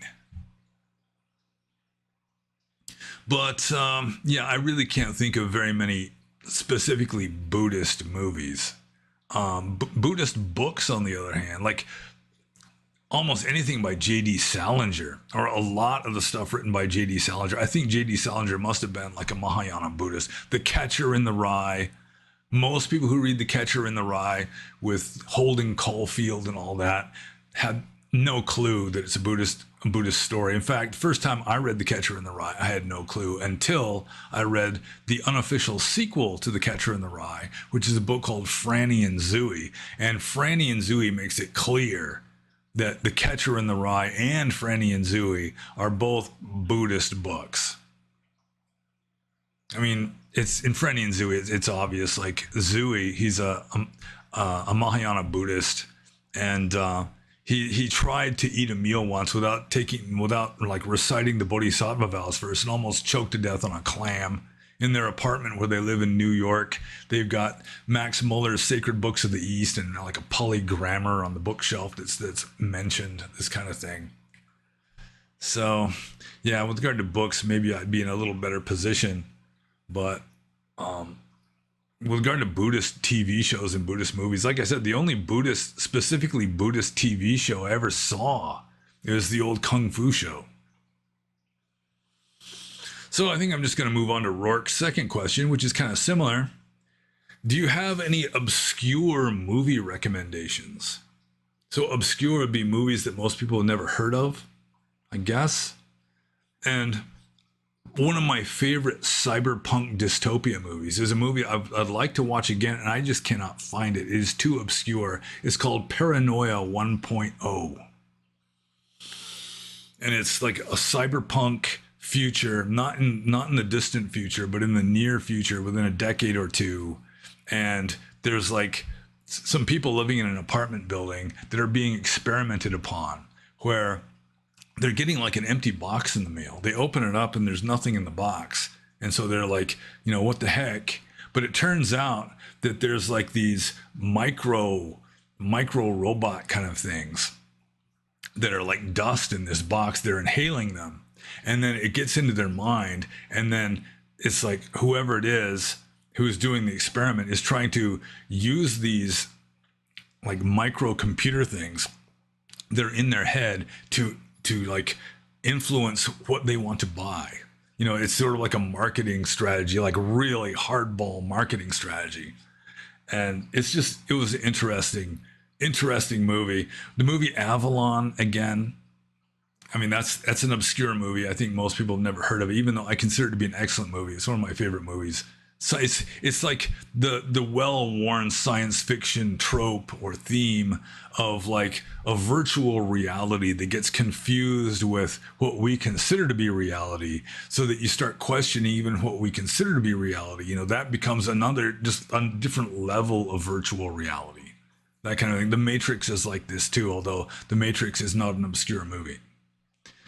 One of my favorite science fiction movies is The Hidden, which has got this space alien who, when you see his body, he looks sort of like this black slimy squid thing, but you don't see the squid thing very often because he parasitizes humans. He gets inside of a human and like controls their mind and their body. And this particular alien is a criminal who's being chased through various star systems by some sort of intergalactic police. And he very much loves loud rock and roll and black, what is it? It's not Ferraris. Maybe it's Ferraris. Black Ferraris, I think it is. Maybe it's like a Maserati or something. Like black, fast foreign sports cars and loud rock and roll music. And he's like a total sociopath. But the intergalactic space alien cop finally gets to him in the end. Another kind of obscure movie that has some definite dharma to it is Fearless, about this man who has a near-death experience, and it just like kicks him up into a higher level of consciousness. It's like he's on an airplane that crashes and he thinks he's going to die. And so like in what he considers to be his last moments, he just makes peace with the world. He just accepts whatever happens. And then he somehow survives. A few other people survive. And he's just like in this higher level of consciousness after that. And he goes back into this life that he had been in. And he's getting in all kinds of trouble because he won't tell lies anymore. His motivations are completely different now, this kind of stuff. And, he's got like these lawyers trying to get him to say that he was scared to death, so that he can get a bigger settlement, that he was terrified. He thought, and it's like he won't even do it for the sake of somebody else. He just doesn't want to do that. It's just this tension between him and just worldliness has this kind of climactic effect at the end. So that's a good movie. 444, Last Day on Earth, is kind of a leftist movie, but it's kind of a profound movie in that somehow scientists have worked out that the world is going to come to an end at 4:44 a.m. on a certain day. And it's sort of like showing what is happening to this guy played by, it's Willem Dafoe and his girlfriend, who's an artist, how they spend their last day on Earth. And it's not controversial. It's not like you have these deniers. There's a few deniers, but it's like the mainstream has accepted 4:44 a.m. is it. And if it was better science fiction, it would have been like a comet impact or an asteroid impact or something. But they wanted to politicize it and say it was like humans have destroyed the atmosphere, so that like the entire ozone layer is just going to collapse at 4:44, and then all of a sudden we're all going to be dead. They kind of messed that part up. But it does have some profundity to it. And I'm just going to move on to the next question. This is from Skuladin or Skuladin. And I'm checking to see how much time has gone by. Yeah, that was it was kind of traumatic for me to realize that I hadn't even gotten all the questions together before I started this. I don't know if that pause that I attempted really worked or not, or if I'm still like on the screen frantically collecting questions that I hadn't collected yet. So anyways, Skoladin or Skuladin says, are there any books or essays on propaganda you would recommend? And the only book about propaganda, I mean, I don't think it was mainly about propaganda, but it was addressed, was by Aldous Huxley. And I'm not sure exactly what book it was. It was The Devils of Loudun, maybe, or it could be Brave New World Revisited, where Aldous Huxley realized that with the advent of like television and radio, mass media, which didn't really exist in pre-modern times, like with the advent of technology, that you could have like a monopoly on the narrative. And, you know, he was sort of like Brave New World was largely based on this, just this monopolistic narrative of the government is just telling you what to believe. So, I mean, Brave New World itself has got a lot to say about propaganda. That's like a major element of how the government was controlling the populace, was through propaganda. I guess Adolf Hitler had much to say about propaganda. Gustave Le Bon, The Crowd. I can't remember the title of the book. It's a classic book. It's like a study on like group hysteria, but there is some talk about propaganda in that. Also, another book I read that's kind of a classic, I think it was called The Hidden Persuaders. It was written back in like the 1950s or early 60s about advertising agencies. How advertising agencies were like some of the first sophisticated propagandists of the West. How, they're trying to essentially just trick people into buying stuff that they don't need. And so that's kind of a propaganda book. But I haven't really I can't recall reading any book in particular that was just about propaganda. I have read books that had a lot to say about propaganda, but I've never just sat down and read a whole book about propaganda. So I'm just going to move on to Skoladin's second question here, which is as follows. Were there any philosophers that wrote on the phenomena that Franz Kafka was describing in Der Prozess, or in English, The Trial? And then he's got the characteristic bullet point saying, the closest I found so far was The Technological Society by Ellul. Any philosophers that wrote on the phenomena that Franz Kafka was describing in The Process? Well, I mean, the existentialist philosophers were talking about sort of the problem that K was having in questioning the validity of his culture.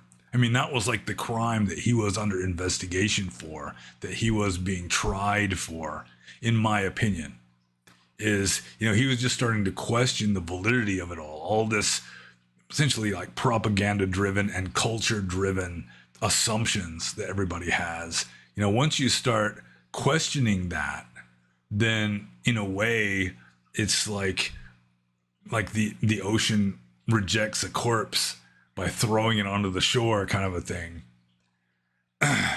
So, yeah, I think the existentialists would be talking about the first aspect of it, not so much the aspect of society getting back at anyone who questions the validity of society. So, yeah, I can't really think of, a lot of philosophers, have things to say about this sort of thing. Schopenhauer was sufficiently cynical that he could talk a lot about just sort of society as kind of a pernicious force, that kind of thing. But I think it was, who was it? Albert Camus, who wrote The Myth of Sisyphus. I think he tried to interpret Kafka's The Trial in that book, and I think he did a poor job of it. I was not impressed. Or maybe he was, maybe I'm just remembering it wrong. But yeah, I think your best bet would be existentialists. And I'm just going to move on to Skeladden's third question, which is, did Arthur C. Clarke come off as a Marxist or misanthrope in his novels? And then he's got the bullet points here. I was reading a book on his essays that he published in chronological order. The topics were mainly science, science fiction, and his career. But from the very first essay to where I dropped the book midway, he seems like a sociopath, and his social narrative is very similar, if not more extreme, to what the cringe, fringe, and globalists push. And then another bullet point says, is a quote, "No, the population battle must be fought and won here on Earth, and the longer we postpone the inevitable conflict, the more horrifying the weapons that will be needed for victory. Compulsory abortion and infanticide and anti-heterosexual legislation, with its reverse, may be some of the milder expedients." So, I mean, I was kind of a leftist, and I was like a social eco-libertarian as a young man, with eco in there. I mean, I would, if I hadn't become a monk, I probably would have gone to grad school and studied ecology. I would have become some kind of ecologist probably, not because of any kind of political leanings, but I'm fascinated by the big picture of like a natural like interaction of, you know, all these different forces, all these species of organisms sort of interacting and seeking a kind of balance, or just finding one without trying, you know, like carbon cycles and on water cycles and everything. It was all really interesting to me.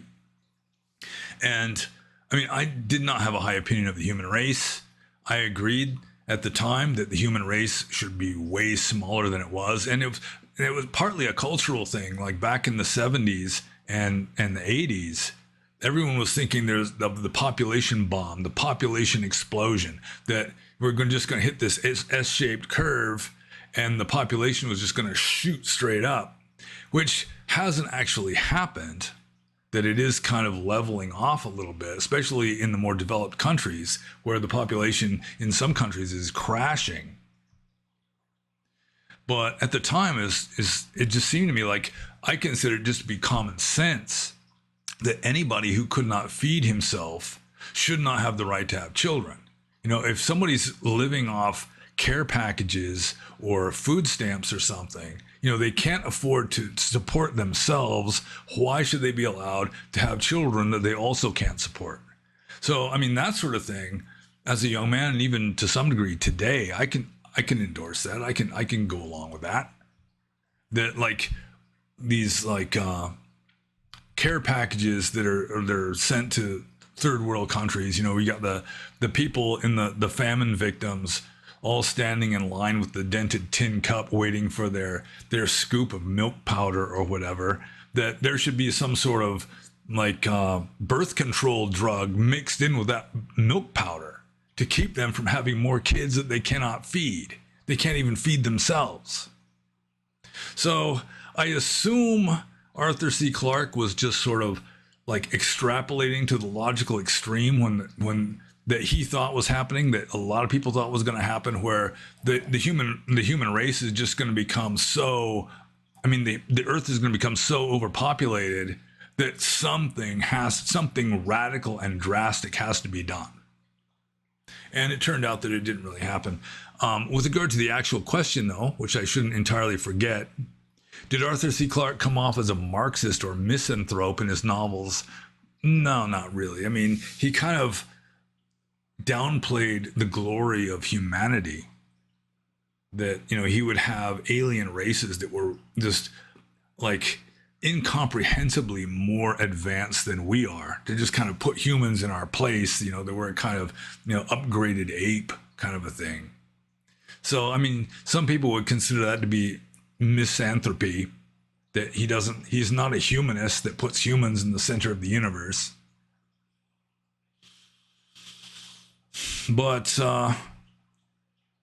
now, with regard to his politics, I'm not sure what his politics would be. He didn't throw a lot of politics into his books. I mean, Larry Niven, I remember Larry Niven when I was in high school. He was my favorite science fiction author.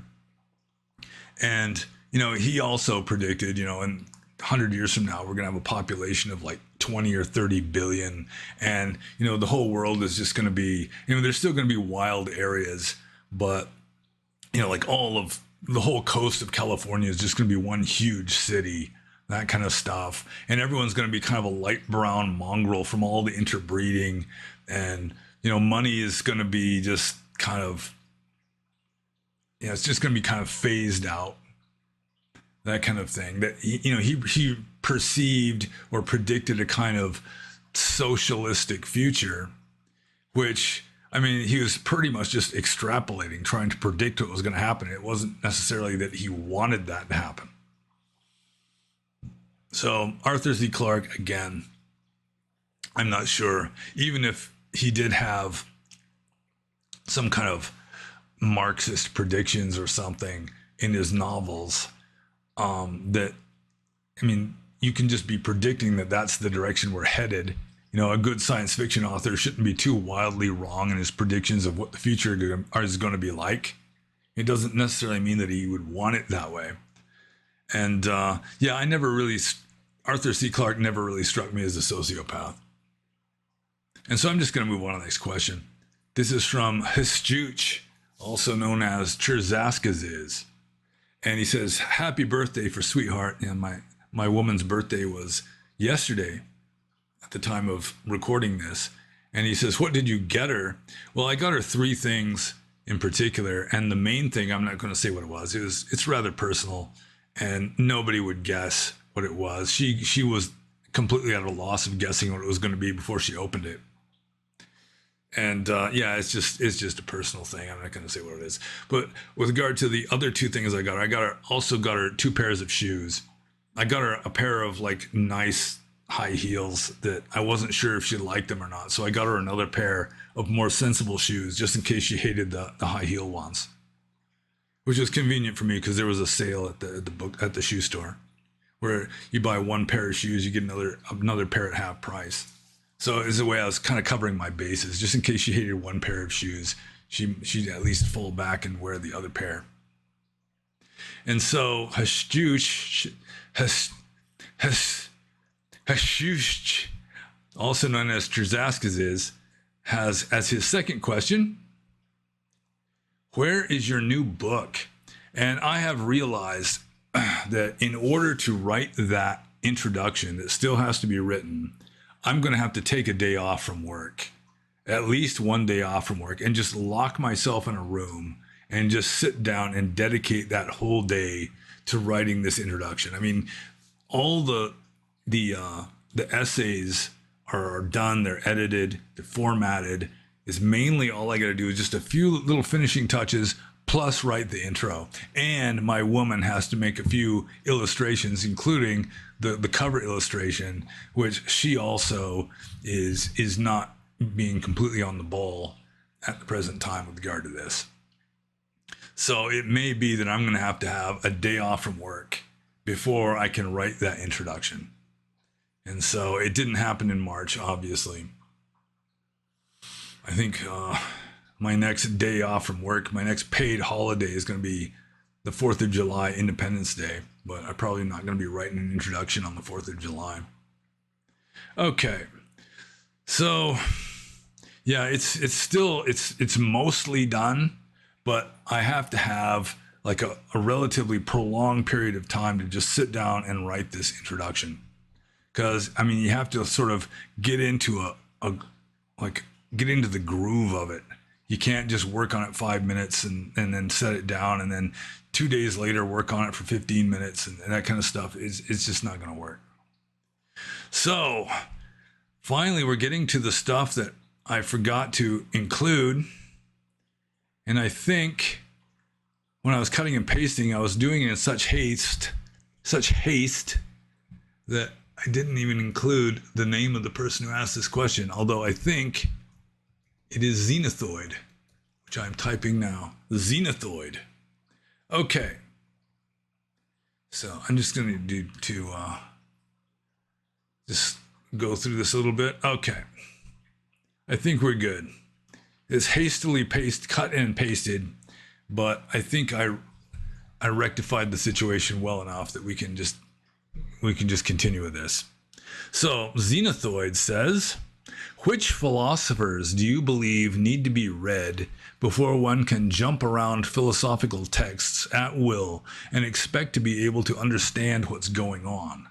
I was going to read The World as Will and Representation, but in the introduction, Schopenhauer says you need to read Kant first in order to understand the book. Presumably, Kant would say you should read the philosophers that influenced him. Then they would say you need to read what came before them. This process could go all the way back to Thales and the rest of all the earliest major thinkers we know of. However, I doubt that even a very small portion of the most engaged philosophical thinkers have read the entire corpus of Western philosophy, let alone all of Eastern philosophy on top of that. This is made even more impossible by the fact that the lines between philosophy, poetry, literature, and scripture are not black and white. You've mentioned that somewhere in the suttas it says that it's good to be well read, but everyone can only read so much. Okay, well, I read Schopenhauer's The World as Will and Representation without having read Kant first. And it is true that as a kind of appendix to The World as Will and Representation, Schopenhauer includes a kind of critique of Kant that presumably can compensate for not reading Kant, because Kant is notoriously very difficult to read. He's very dry. A lot of people, even if they try to read Kant, can't read Kant. I've never read an entire book written by Kant, but I did read Schopenhauer. But getting back to the main question here, which philosophers do you believe need to be read before one can jump around philosophical texts at will? Well, I mean, I was going to major in philosophy when I was in college, and it took 2 or 3 philosophy classes to cure me of that ambition, because Western philosophy is much more confusing and disorienting than Eastern philosophy. Eastern philosophy, for the most part, is pretty much in agreement on the main points. Whereas Western philosophy, in order to make a name for yourself as a Western philosopher, you have to disagree with everybody else. So it's like you've got all these different conflicting points of view in Western philosophy. So for me, it helped me to sort of get grounded, to start with Eastern philosophy, start with like Buddhism, Hinduism, Taoism, that kind of thing, Mahayana Buddhism. And then after I got some maturity and had kind of a good grounding, had kind of my own idea of, what reality was all about, then I started sort of dipping my foot into some Western philosophy. And of Western philosophy, I think David Hume would be a good start. I mean, he was influenced by previous philosophers. He was one of the main people who influenced Kant. But, I mean, he kind of lays it down in a kind of an elementary way where, I mean, you don't really need to read his predecessors, which would include like Berkeley and a French Cartesian named Malebranche were two of his main influences, I think.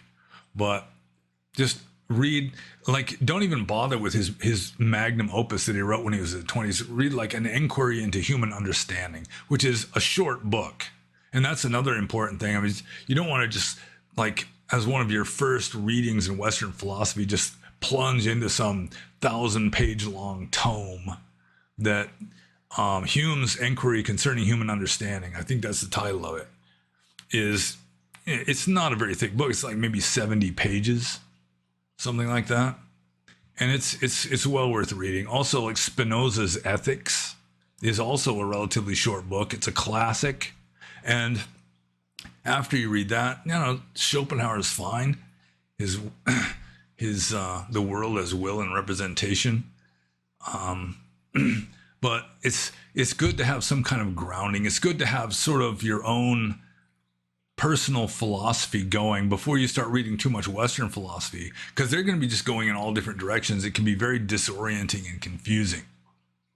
So get some grounding first. For me, that was largely through studying Eastern philosophy, and also just through, gradually getting older and getting a little bit more based in that way before, starting to read like Hume is just a radical.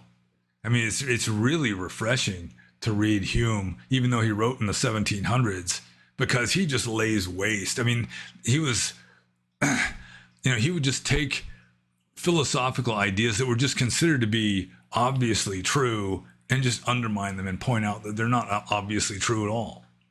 Like cause and effect. It's like cause and effect was just assumed to be this obvious truth. Along comes David Hume and really points out that we really don't know cause and effect. It's just a kind of logical inference. But yeah, I'd read like one of the first Western philosophers I would read would be like David Hume, maybe Spinoza, and then, get into like Schopenhauer or something. I'd avoid Hegel like the plague. Kant, I mean, if you've got the brain for it, but he's very, very dry reading, very abstract, complicated in his style. Maybe some of the existentialists. I don't know. So I think I'm just going to move on to the Zenithoid's second question, which is kind of a follow-up on the first one. Is there any way to know when reading philosophy gets to be too much? Ideally, an enlightened sage wouldn't read any philosophy because they would no longer need it. The only philosophizing they would engage in would be listening to and then correcting the philosophical takes of their unenlightened questioners. Going with the Atthakavagga, they wouldn't even really be attached to any view, suspending judgment on everything. But as unenlightened worldlings, we all need some kind of worldview in order to get through our lives. I would suspect that at a certain point, reading the philosophy of others would provide diminishing returns because certain philosophical truths are already so useful that they can put you on the path to enlightenment, such as the Four Noble Truths. Also, constantly filling your head with the thoughts of others may serve to choke out, bury, or corrupt certain insights you may come to on your own. Something the Buddha and Nietzsche would agree on is that you need to act, and that addiction to thought, as smart as it may make you feel, isn't a good thing. Okay, so again, it's the very first line that is the actual question. Is there any way to know when reading philosophy gets to be too much? Well, I mean, if it's not helping you anymore, then I think that would be a pretty good indication. Like, I mean, it's good to continue exposing yourself to other points of view, even if you think you've got it figured out, because really you don't. I mean, there's no like intellectual philosophy that is just going to contain ultimate truth. So anyone who thinks they know the truth, and as a general rule, they don't. I mean, it might be good enough for you, but then it can just turn you into a kind of a smug dogmatist. And as the Atthakavagga says, a dogmatist is very hard to guide because they think they've already got it. So, is there any way to know when reading philosophy gets to be too much? I mean, if you're making progress without it, I mean, it's not even really necessary. I'm sure there have been fully enlightened beings who haven't read any philosophy, especially not any Western philosophy.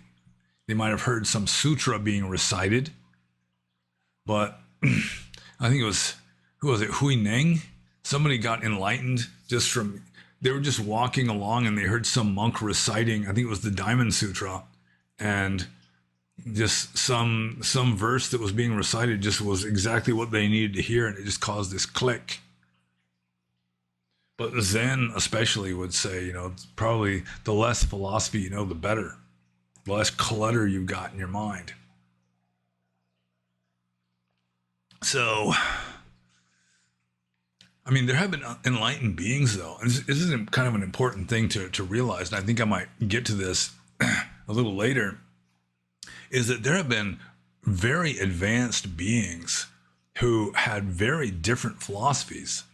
There have been very advanced beings who were, like St. John of the Cross was a Roman Catholic who revered the Virgin Mary. His favorite book in the Bible was the Song of Songs. And then you've got, very wise Buddhists, very wise Hindus, you name it, just about any kind of spiritual system has had very advanced adepts in it. And they just believe all this other stuff, and it's really not that important. It's just superficial stuff. I mean, if it just helps to guide you in your practice, that's the important thing. It's never going to explain ultimate reality, because ultimate reality cannot be put into words. The name that can be named is not the eternal name. The way that can be shown is not the eternal way. So, yeah, philosophy, in a way, it's just mental exercise, a way of strengthening the intellect. It, like, some proficiency in logic is a good bullshit detector. I mean, one of the main advantages of it is not to help you find the truth, but to help you weed out obvious bullshit. So something like David Hume, who is just like a radical skeptic. I mean, that's one reason, I guess, why I think David Hume would be a good intro to Western philosophy. Just because he's just sort of like laying waste to the philosophical landscape. So, yeah, I mean, let's see. Is there any way to know when reading philosophy gets to be too much?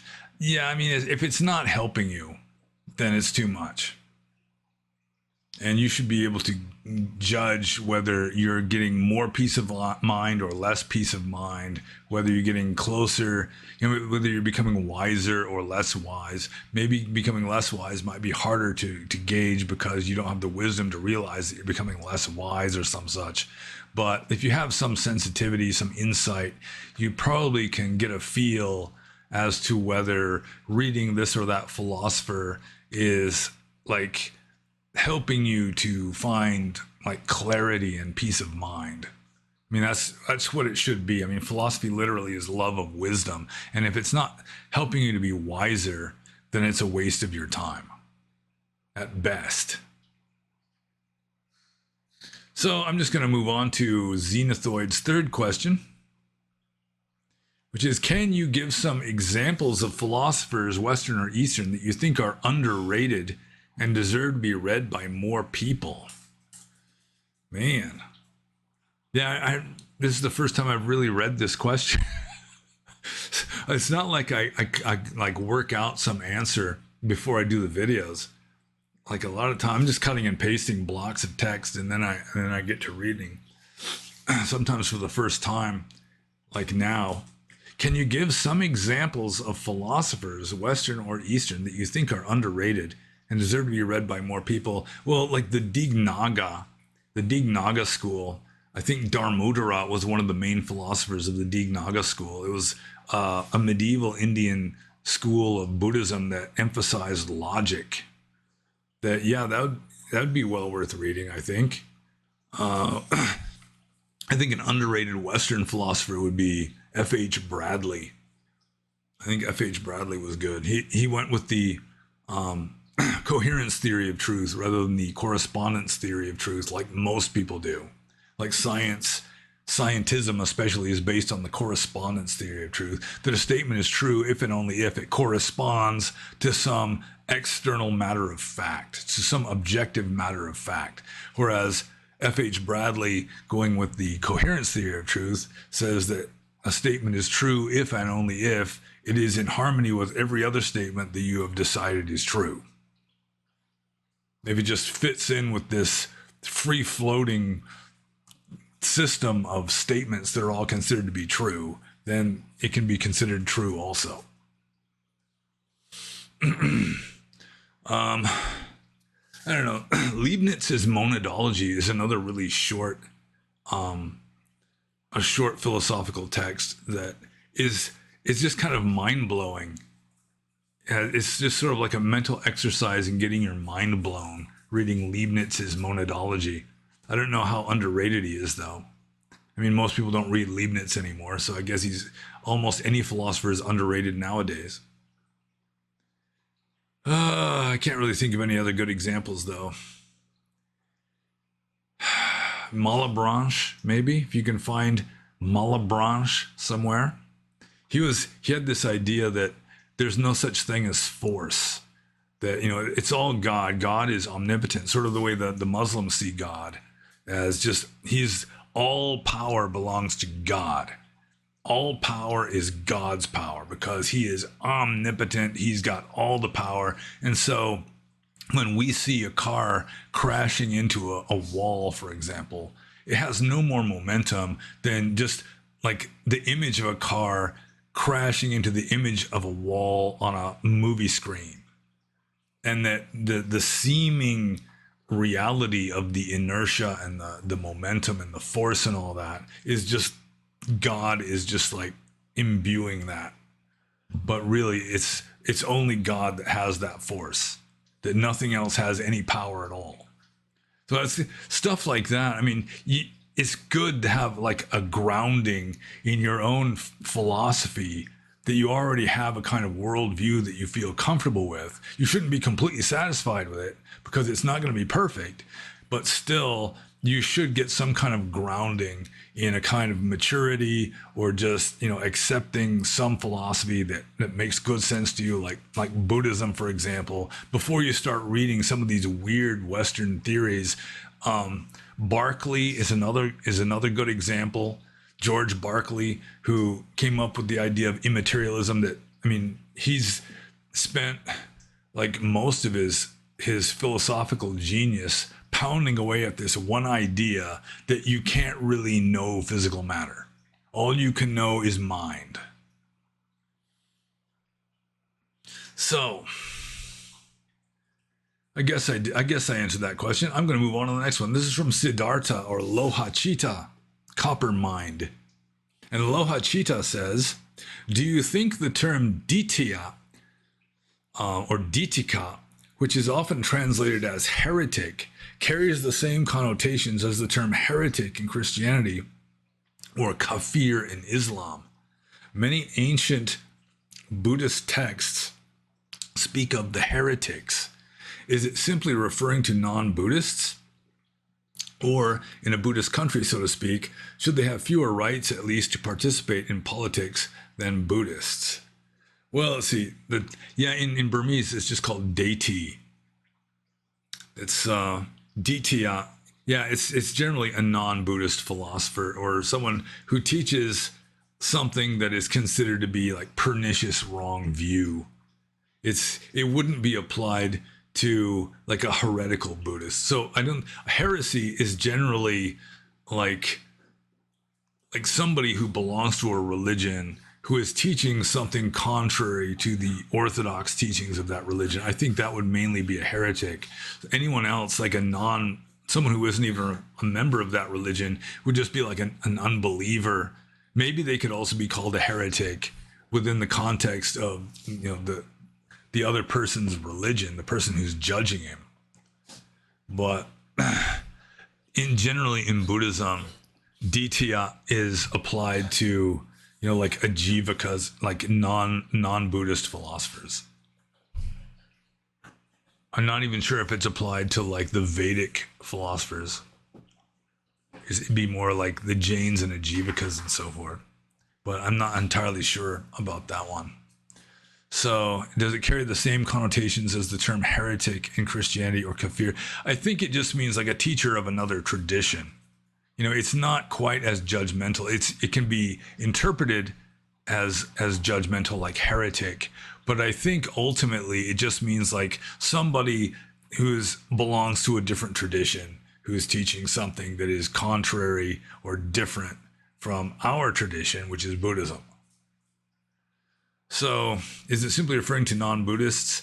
Yeah, I think that term ditya is pretty much exclusively used for non-Buddhists. So in a Buddhist country, should they have fewer rights at least to participate in politics? And well, it would depend on like the constitution of the country, I guess. In a Buddhist country, should non-Buddhists have the same rights? Ideally, like from a liberal point of view, yeah, I mean, like, I don't know, it depends. It just depends on what the culture says, what the Constitution is like. It's hard to say. Like in ancient Rome, could someone who did not accept the state religion, could they be involved in politics? They refuse to make offerings to Capitoline Jove or that sort of thing.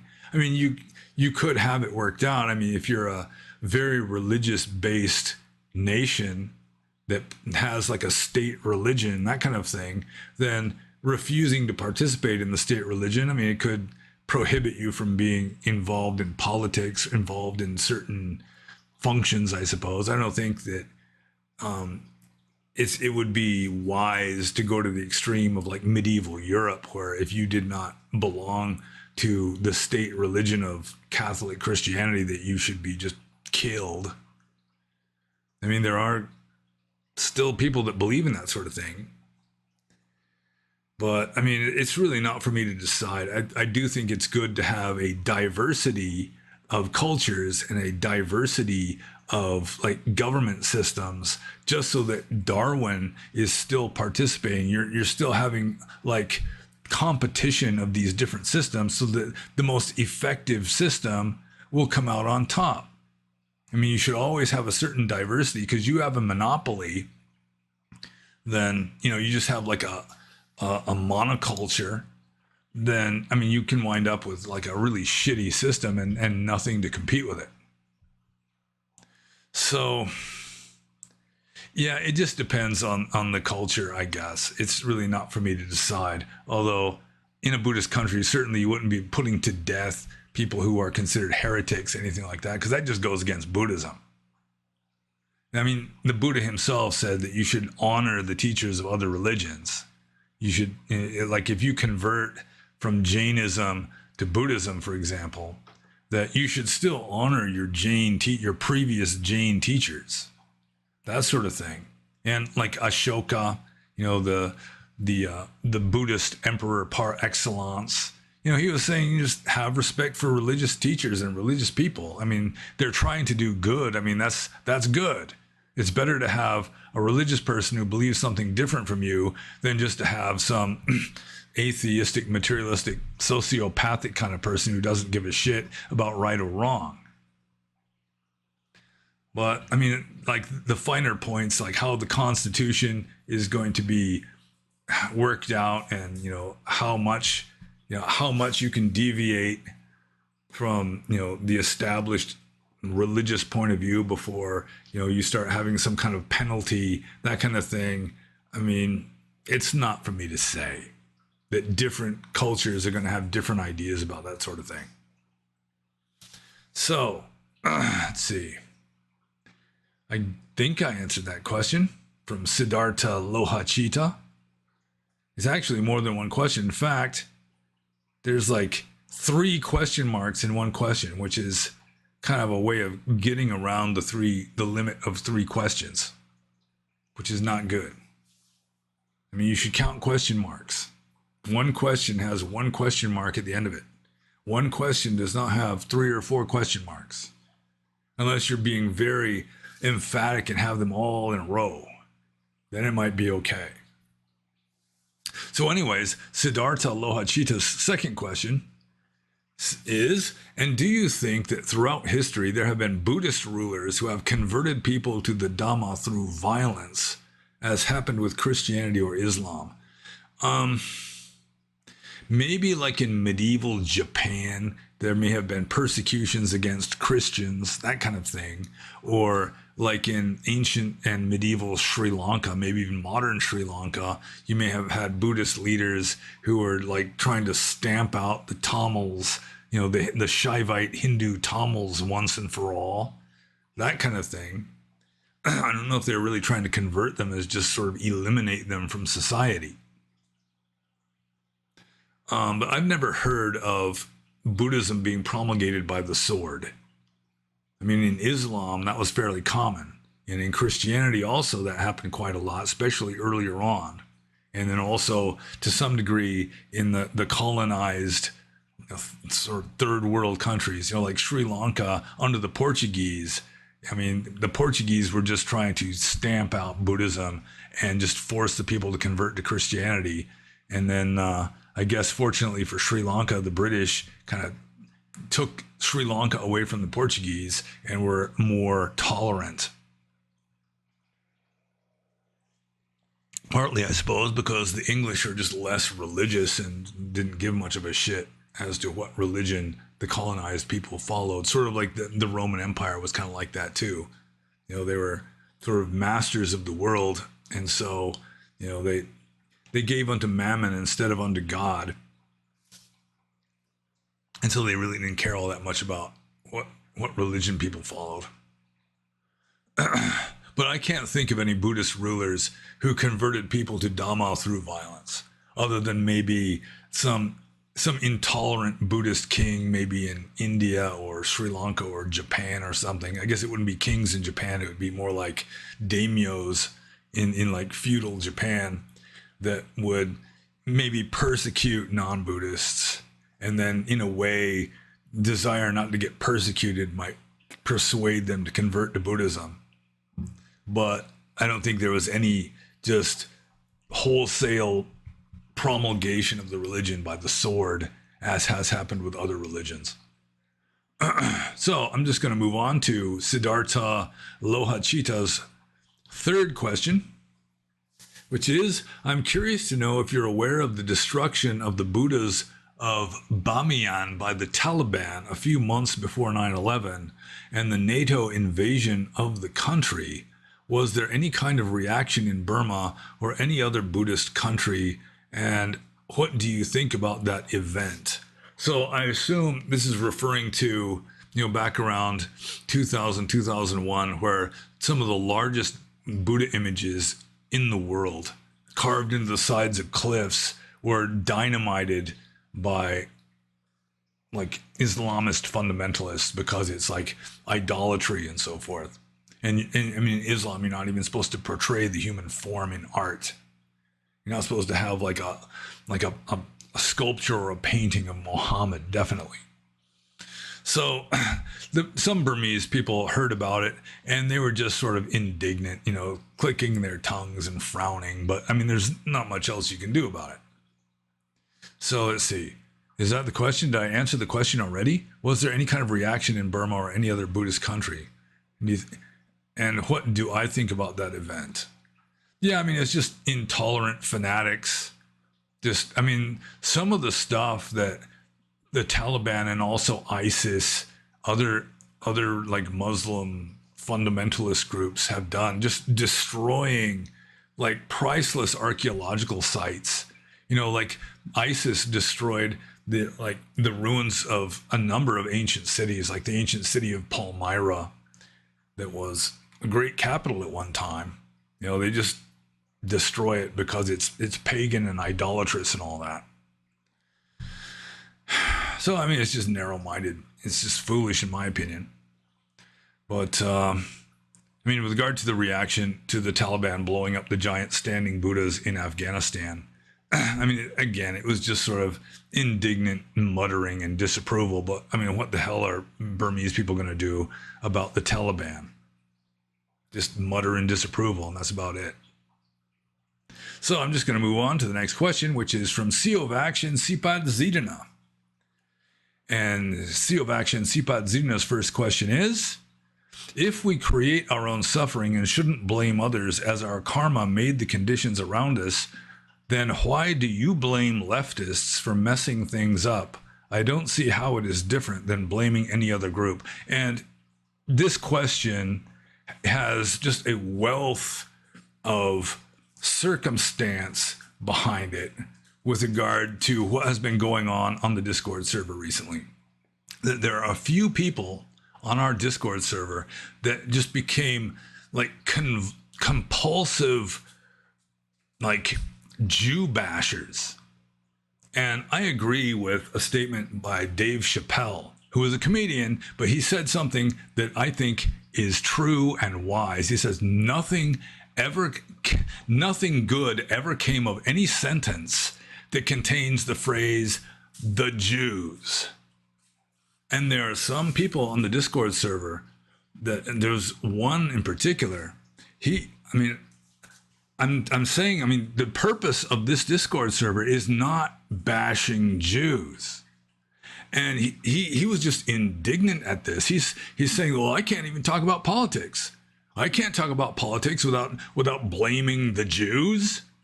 And so it's like he's getting all like sniffy about it because it's like I've just banned him from discussing politics or current events. And really, I mean, if people were just like making fun of Jews sometimes, I mean, I can appreciate that as much as any guy. You know, just making fun of anybody, making fun of Germans, making fun of Americans, even making fun of anybody. I mean, that should be fair game. I mean, there's no one ethnicity that you're not allowed to criticize unless it just becomes like this obsession where it becomes one of the predominant themes on a Buddhist server on Discord is just bashing Jews over and over and over. And just about any room, you can go to like the personal pictures room, bashing Jews. The memes room, of course, bashing Jews. Like the lobby, bashing Jews. And my woman was getting more irritated by this than I was. But still, it's like, I mean, there's a point. I mean, just like pointing out things in like current affairs is one thing. But just compulsively bashing with obvious dosa some ethnicity, or in a few cases women.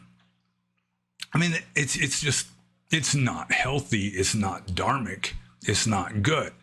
I mean, to be pointing out like how the left is driving the country in a certain direction, that sort of thing, or how it's like undermining Buddhism in the West, you know, corrupting it almost beyond recognition, that sort of thing.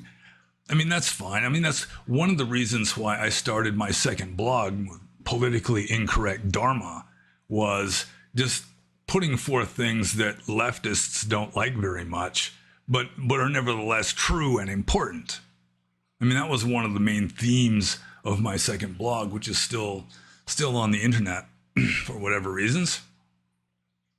So, I mean, it's not so much just making observations or making fun of somebody or criticizing somebody. It's just when it becomes tinged with hatred, just pounding away at it again and again, just on a daily basis, then no, that is dysfunctional. That is pathological.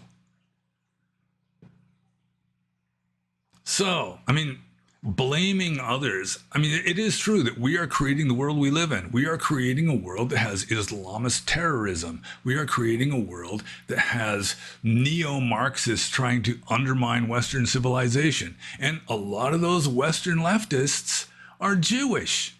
But instead of just discussing, you know, like an ideology, it's like you got to drag this ethnicity into it and just blame the ethnicity. In fact, this guy who said he couldn't discuss politics without blaming the Jews, he actually said like a month or two ago that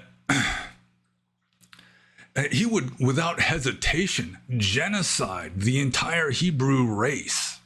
Without hesitation, on a Buddhist server. He kind of backed away from that, but still, I mean, and I am happy to say that he was not a Buddhist and he was not American. So magatards cannot be blamed for this. That he was a European, I won't say what country, and he seems to have been more Christian than anything else. In fact, he already quit the group once because people were pushing back on his assertions that Jesus of Nazareth was a fully enlightened being.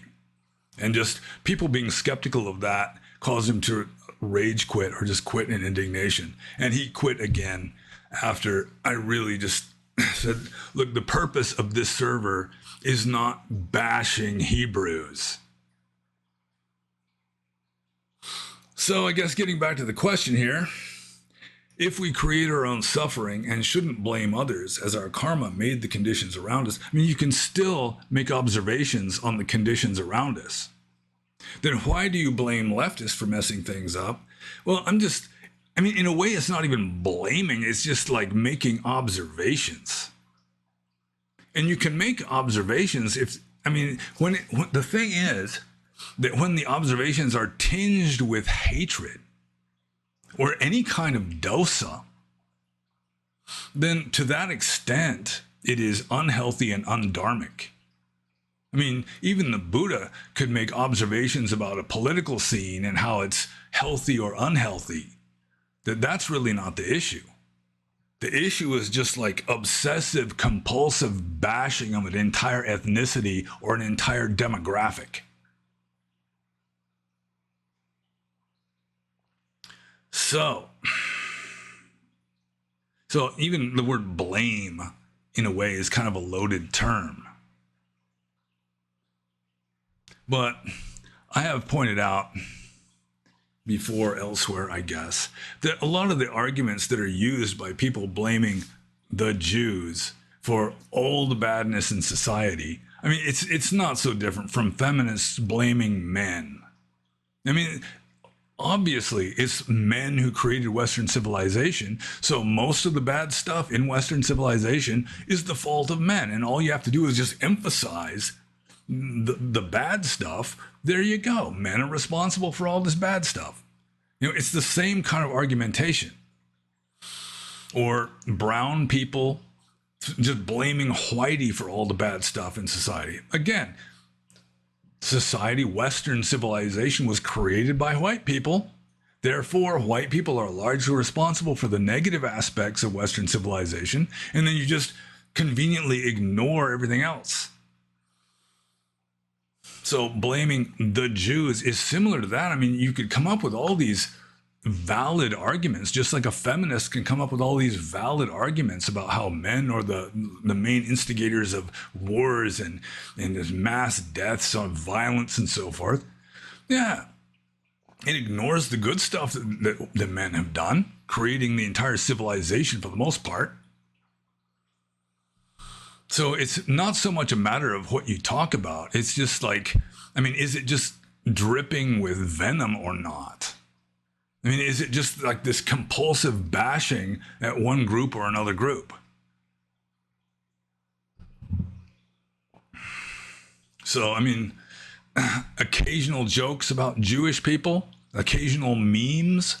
I mean, that has been fair game from the beginning. Up until very recently, where there's starting to be pushback, where I'm saying, you know, this is just going to have to stop. This is not the main purpose. This is not a predominant theme of this server. It was never intended to be. And then people just start increasing the amount of this kind of stuff just as a way of pushing back. I mean, you just got to draw the line somewhere. So I'm just going to move on to the next question. This is Siovakcha and Sipat Zidana's second question, which is, what do you make of Nagarjuna talking about Amitabha Buddha in his letter to a friend, and Vasubandhu following his brother Asanga to become Mahayana after confirming the truth of Amitabha's Pure Land, despite writing probably the most famous commentary, along with his brother's commentary, in the Buddhist tradition about the Abhidharmas? Well, okay, this is kind of a complicated question. First is, I mean, how do you explain some of the like higher profile, wiser Mahayana philosophers endorsing Pure Land Buddhism and the existence of essentially a mythological space Buddha called Amitabha, who is never mentioned in the Pali texts? That Pure Land Buddhism arose hundreds of years after the time of the Buddha. It rose strangely relatively early on in the development of Mahayana, but still it was hundreds of years after the time of the Buddha. And so Nagarjuna allegedly endorsed the veneration of Amitabha Buddha, again, never mentioned in the earliest texts. And then Vasubandhu and Asanga, according to Siovakcha and Sipat Zidana, they converted to Mahayana after confirming the truth of Amitabha's Pure Land. So I guess the main question is, how can a wise Buddhist adopt Pure Land Buddhism? That seems to be the question. And I was sort of hinted at this earlier on, and I've made numerous statements along these lines in various videos. You got St. John of the Cross, who may have been an Arahant. If Christians can become Arahants, I mean, he obviously was a master of jhana. He was a meditation master. this hands down, just without question. Saint John of the Cross, San Juan de la Cruz. And he venerated the Virgin Mary, who was a devout Roman Catholic. The Song of Songs was his favorite part of the entire Bible, which, if you read it, it's raunchy, erotic love poetry that has been sort of retconned into some sort of spiritual allegory. But in all likelihood, originally, it was just sort of sexy love poetry. So he was like an Arahant, but yet he believed like all this Christian dogma and the Virgin Mary, and he thought the Virgin Mary was an Arahant. He thought King David was an Arahant despite Bathsheba Gate. He probably thought St. Paul was an Arahant, or at least had reached the level of perfection in which they no longer have any self-will. They're just vehicles of God.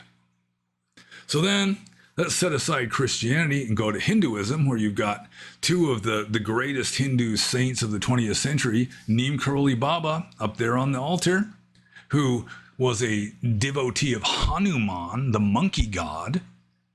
And then you had Ramana Maharshi living in southern India, who was a devotee of a hill called Arunachala. His best friend was a cow. So, I mean, the point is, I mean, you can be fully enlightened, and then the external belief system imposed upon you by your culture can be just utterly absurd, and it doesn't matter. I am not the sort of person who thinks that an enlightened being can't have wrong view. That the view at the intellectual level at a certain stage just becomes irrelevant. That's just cultural stuff, just nature taking its course, and you have transcended that. It's not like you have found the right view within a samsaric context, because within a samsaric context, there is no perfectly right view.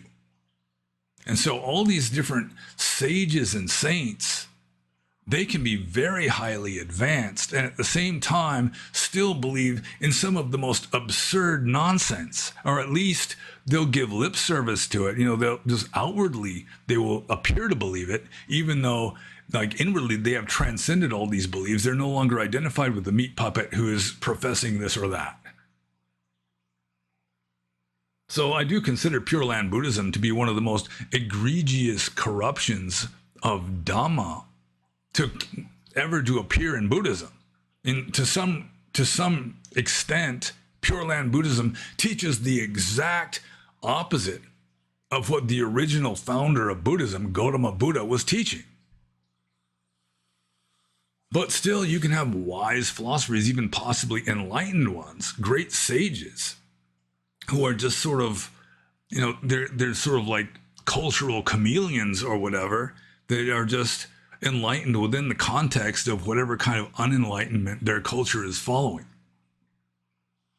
St. John of the Cross in Spain, Neem Karoli Baba and Ramana Maharshi in 20th century India, and get lots of examples. Although those are three of my favorites. And I mean, they were like very highly advanced spiritually, while at the same time, they would endorse positions or ideas that, I mean, like an American or a Westerner capable of critical thought would just dismiss as absurd just immediately. But religion is strange in that, I mean, religion is almost like a kind of insanity where you can believe anything. Politics is becoming that way too in the West. It's becoming like the new religion.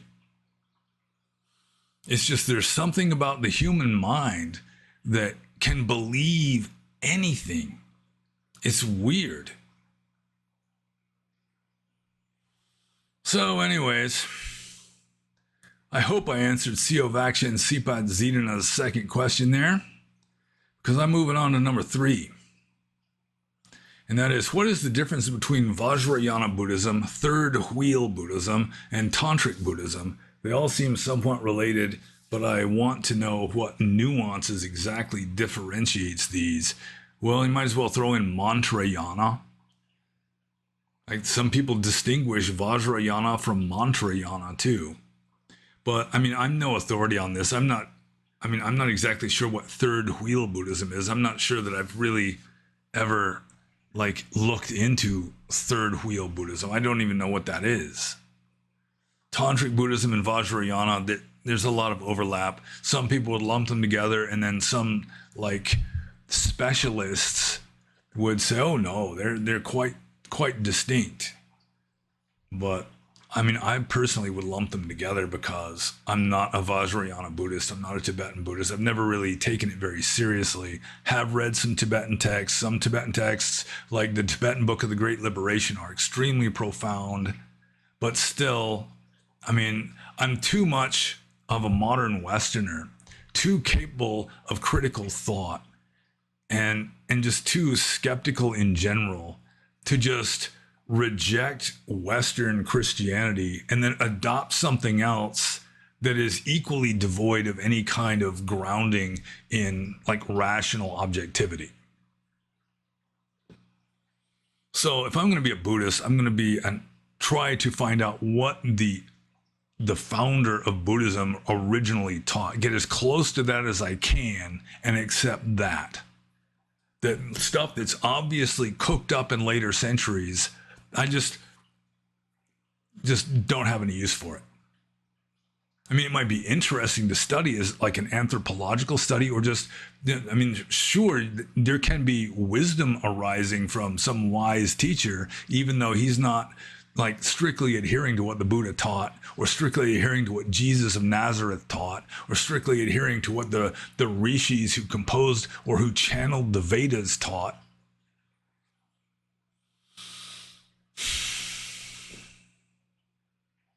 But anyways, getting back to this question, I really am not an authority on Tibetan Buddhism, and I would consider Vajrayana and Tantric Buddhism to be essentially the same. Tantric Buddhism began in India. It may be Vajrayana is more of a Tibetan version of Tantric Buddhism, but I'm really not sure even of that. And third wheel Buddhism, I have no idea.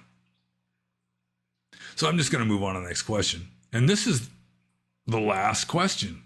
Boom, it just hit me. So this is the last question. It's from Fred. And Fred says, would Arahants be continually immersed in a neutral feeling? And because Fred is from New Zealand and maybe doesn't have a complete mastery of the English language, it wouldn't be immersed, it would be immersed. Like a plant that is immersed is sticking up out of the water or on dry land, whereas a plant that is immersed is in the water. I know that because I've been studying aquarium plants lately. So would Arahants be continually immersed in a neutral feeling? I don't think so. I mean, even an Arahant would still be able to feel pleasure and pain.